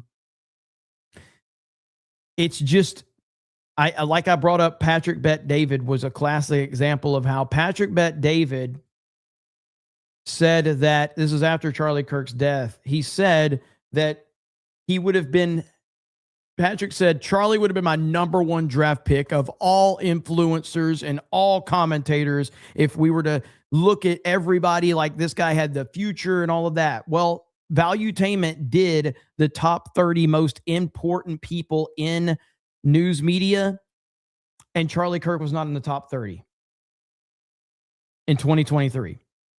But suddenly, after he got killed, he shot to being the number one person on Patrick Bet David's list. How do you go from not being in the top 30 to suddenly becoming the number one overall media personality? Nobody viewed Charlie Kirk as the number one media personality. They just didn't. They viewed him as a really good guy who was doing really good things. He's not influencing anything in terms of the Trump administration and all of that. That's just fake news. Skywalker says, tell the truth, Jeremy. You were giving me a handy while Beardo and Gary watched. I am not, maybe somebody named Jeremy, but that's about it. Wasn't Crowder bigger than Charlie? I mean, yeah, I mean, Crowder's kind of historically been the biggest name in conservative online space. I think now, honestly, Benny Johnson's probably the biggest name in all of conservative online media right now. In terms of like the views and the amount of traction he's getting, he's not the biggest name in like normie side, but Ben Shapiro is probably the biggest normie name. But right now, Benny Johnson's pulling bigger numbers than Tim Pool, than Steven Crowder, than Ben Shapiro. Benny's pulling huge numbers. So Mark Dice is the OG. Mark Dice is the OG for sure. I agree with that. What about Little Ben? Well, again, though, normie-wise, Ben Shapiro's huge. Huge. I mean, because like I remember I said this, I was at a Turning Point USA event a few years ago, and Charlie Kirk was there. Trump was there. Before the event, I was standing in line to get into the building. Charlie Kirk was out in just the general area, and people were coming up to him and shaking his hand and taking some pictures. But it wasn't like this mob scene or anything where people were freaking out because Charlie Kirk was there. He was there, and he was obviously an important person, and people were excited to see him. But he was just out there with general people, you know. Brendan Dilley is my favorite. Brendan Dilley's cool. The Dilley meme team in general, they're great, on point. And they kind of cut through a lot of the bullshit very well, actually. Press conference today, the chairman of the Joint Chiefs went through a TikTok of when the president gave the go-ahead, 3:38 p.m. on Friday, just minutes before landing in Corpus Christi, Texas. Major combat operations began early Saturday, as you know. John? With the update, Jennifer, thank you. Sandra? All right, we're going to head to Austin now, where we are now getting a briefing. The mayor there is now speaking. Let's listen. Of our police, fire, and EMS, our public safety professionals did a tremendous job, a job where they were moving quickly and bravely to make sure that lives were saved. There were lots of acts of heroism on Sunday morning. I also want to say a special thank you to the victim services of the Austin Police Department for the role that they're playing. They are doing their typical outstanding job. I thank our federal partners on behalf of the city of Austin, all of them. I want to reiterate our appreciation of their professional work. And of course, this investigation is still ongoing, but we deeply appreciate their being involved. I know that the people of Austin, Texas, continue to hold the victims of this horrible tragedy in their thoughts and prayers. Heavy Metals has just found out from the owner of Coffee Brand Coffee that the G&G channel was dead. I'm so bummed. Yeah, it's tough, man. It's tough to find out that way. But I do appreciate it when thoughts and prayers for the dead channel and dead brand. Not just G&G channel, though. Apparently, it's all of them. D-Day Cobra, all of them. But thank you. Your super chat will help us move forward. We really appreciate it. Oh, female police officer. The last 34 hours have been some of the most challenging in my career. This has been difficult for our community, devastating to the impacted families, and challenging to our APD family. I want to thank our federal partners, Special Agent in Charge, and the evidence response team with the FBI. APD could not do this alone. We are still in the early hours of this investigation. This is a complicated and large crime scene. Our priority is finding answers and the motives behind this crime. I want to thank everyone that has supported our communities and this response. Families will need this in the days ahead. I also want to thank victim services that have come in addition to APD's victim services. That includes FBI, the Travis County District Attorney, and multiple calls of people wanting to help. I cannot imagine the grief, pain, and loss these families are feeling today, and my heart is with them. Savitha, Sean, and Ryder Harrington. To the impacted families that are still waiting for answers, we are here for you. A family resource center is being stood up. As we know, numerous people have been affected by this, and we are daily, hourly getting calls of people that have been victimized by this. The department will be releasing information soon on what that looks like. When I arrived on this scene, again, it was complex and very large. The work being done by the Austin Fire Department, the Travis County Emergency Medical Service, and APD was quite impressive. Once the initial scene was secured, we reached out to our federal partners to assist in this resource-intensive scene and to address concerns of potential terrorism. We are working in tandem with the FBI, conducting numerous interviews and gathering evidence. If you can imagine, we have over 150 witnesses to this event that we are working with the FBI. And we are also investigating an officer-involved shooting. As I have committed in the past, in any officer-involved shooting, We will be releasing info as quickly as possible. Later this week, potentially Thursday, we'll be releasing body-worn camera of this event, as well as information on the suspect, including criminal history. Again, we are making, and I want you to know that we are making tremendous, significant progress in this case, but it will take time. In closing, I want to take a minute, as the mayor, echo the mayor, and talk about just the fantastic work that the Austin Police Department with the Travis County Emergency Medical Services did here. Multiple lives were saved. In Texas, we are fortunate to have the Advanced Law Enforcement Rapid Response Training Center, and that's the Alert Center through Texas State University. And that training, there's no doubt that that coordinated response with EMS saved lives this night. Mayor, I'll turn it back to you. I also want to point out that we're joined today by our city manager, T.C. Broadnax, and council member who represents the downtown area, Zoe Kadri. Before we take your questions, I want to say that we recognize that this is a very traumatic moment in our city. But when I talk about being proud of APD and fire and EMS, I want to also say how proud I am in how the people that are this city have reacted with such great compassion. We are all mourning together and grieving as a group, but we're seeing tremendous compassion and love coming out of the people of Austin. And so I urge everyone at this moment of trauma to reach out to each other and take care of each other and take care of our home. Be with each other. How about just get the illegals out of the country? Can we do that? Can we just get people that don't belong here out of the country? I know it's a crazy idea.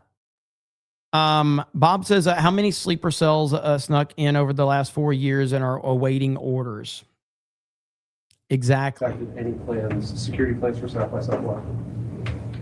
It is not. We have a press conference, I believe, next Thursday for our spring festival season. And certainly as we look at Austin and what makes Austin so great are those events. We are a major city police department and we go in best practices.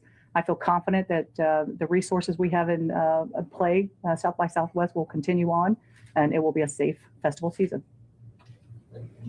Do we know how the suspect acquired these guns and whether they were acquired legally? Yes, we do, because there's a female police officer in charge. Oh, sorry. Did I say that out loud? More about the victims. I think you said Savitha, Sean, and Ryder Harrison.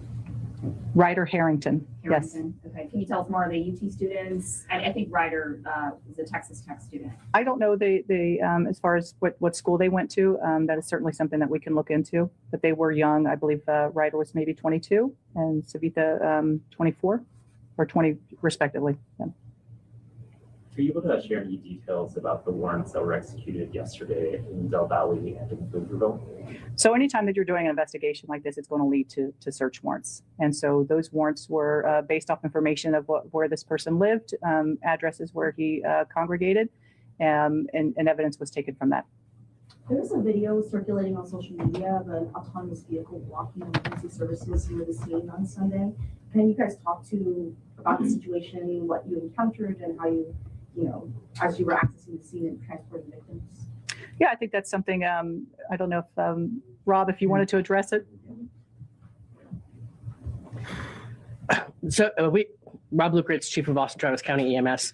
EMS, as well as our fellow public safety partners, work very closely with the autonomous vehicle vendors that operate here in the city of Austin. We had more than 20 assets, resources that responded to this event. As was said at an earlier press conference, we were on scene within 57 seconds. And so in the grand scheme of the impact on the overall incident, we don't believe it had any impact on patient outcomes. I will say that we're already in touch with Waymo and the autonomous vehicles to give them our concerns and work with them in order to try to address this moving forward. Chad is savage, dude. Chief and for Agent Durant, can you explain what more you've learned about possible motive? And I think it was reported that the suspect had a shirt underneath the sweatshirt that showed an Iranian flag. Is there a direct connection to the war in Iran with this shooting here? So I think for our purposes, as we're, looking at the totality of this, and certainly as a police chief, and we're coming in and we're getting this information, and we see those indicators, we see the second shirt with the Iran, the picture of the Shah on that T-shirt as well.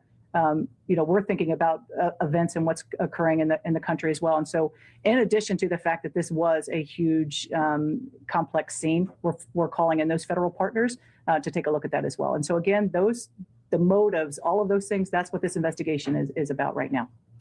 I don't mind. Oh, sure. Go ahead. Go ahead. Thank you. So I'll add on that. But first, I just want to also express our regards for the victims' families, those impacted by.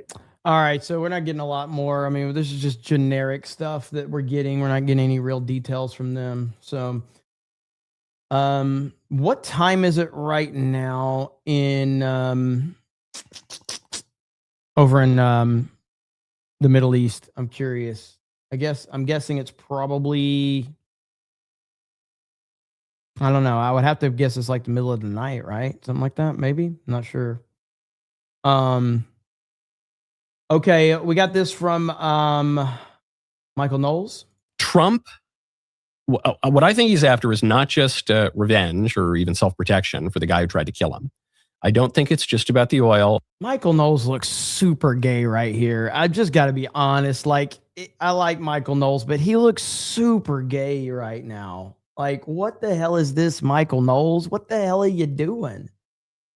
Trump, what I think he's after is not just revenge or even self-protection for the guy who tried to kill him. I don't think it's just about the oil. I don't think it's about freedom for the people in Iran. I think it's in part about that, but I don't think it's only about that. I don't think Trump wants to retreat, as an isolationist. I don't think Trump wants to spread democracy around the world. Here is what I think Trump wants. And the Iran strike gives you this perfectly, or could give you this perfectly if it doesn't spin out of control. Trump wants to reshape the world order in a way that benefits the United States. The American empire has been on decline for 25 years, since 9/11. Very accurate. Maybe even before that. We had this huge peak because of the dot-com bubble and the information technology revolution. But we were socially becoming weaker. And after the Cold War, we kind of squandered the post-war dividend. And we were kind of declining. And then we had the bungle in Iraq and Afghanistan, we started declining. We had the global financial crisis, we're declining more. We had the Obama years were really declining. I mean, this is really bad. Then we had Trump come in the first term and kind of staved it off a little bit. Okay, but then Biden, oh my goodness, we just started plummeting. 3 million illegals coming in a year. People don't speak English anymore. The economy is on the brink. It's just collapsing, right? And then Trump comes in. And I think what he wants to do is just reset things. Say, no, we can win it. I mean, even the shock for many Americans, 50 and under, that the American military actually can succeed and succeed beyond people's wildest expectations when the politicians in Washington don't constrain them, when we fight a war to defeat our enemy and get what we want. Within the confines, I think, of law and justice. If we have time today, we'll get to, some people are arguing that this is an illegal war, whether by the law of the Constitution or by international law or by just war theory. I'll try to get to that today. If we don't, we'll get to it tomorrow. But that's what Trump wants to do. And from this perspective, I think it is undeniable at this point. Trump understands grand strategy better than any president in our lifetimes. I mean, that's true. And Trump he has stopped the decline of the United States of America's standing in the world. He has absolutely stopped that, and he has reversed course big time. And he doesn't even get enough credit for that. We almost take it for granted at this point in time how much Trump has affected that. But even culturally, look what he's done in our own country as far as the culture goes. There has been a massive culture shift in this country, and people that are critical of Trump, that they just won't give him the credit for anything that has happened. I've seen it. Obviously we cover the entertainment side of things, and Trump has fundamentally shifted the culture from the entertainment side. Now, it doesn't mean that all the wokeness is gone, because it's not. There's still plenty more wokeness out there that has to be dealt with and called out. But if you just look at the foundation of it, it is everything is shifting big time. But these clowns aren't going to give him credit. So sad reality of where we are. Mitchell says, you don't support forever wars. Does that mean the war on pineapple pizza should end? No, that is a forever war that I will stand by. Pineapple on pizza is a crime against humanity, and I will continue to fight the good fight against pineapple on pizza 100%. Okay, we're going to call it there. I'll be back later tonight. We will do another Cobra Cast tonight. I appreciate you guys and gals hanging out with me for so long. And I'm sure there'll be more news that breaks throughout the day. So make sure you have notifications turned on. Subscribe to D-Day Cobra 2, closing in on 30,000 subscribers over there. And if you are interested, you can go to Ripasend and get the Cobra Cast hoodie and the MegaCon t-shirt. They're only going to be available for a couple more days, I think. I don't know exactly what date we have this to end the campaign, but go over there right now if you're interested. Get the Cobra Cast hoodie, get the MegaCon t-shirt. I'll see you guys in Orlando here in a few weeks. Going to be awesome for the meetup, and looking forward to it. So you guys have a good day, and I'll see you a little bit later tonight for more Cobra Cast. Bye, everyone.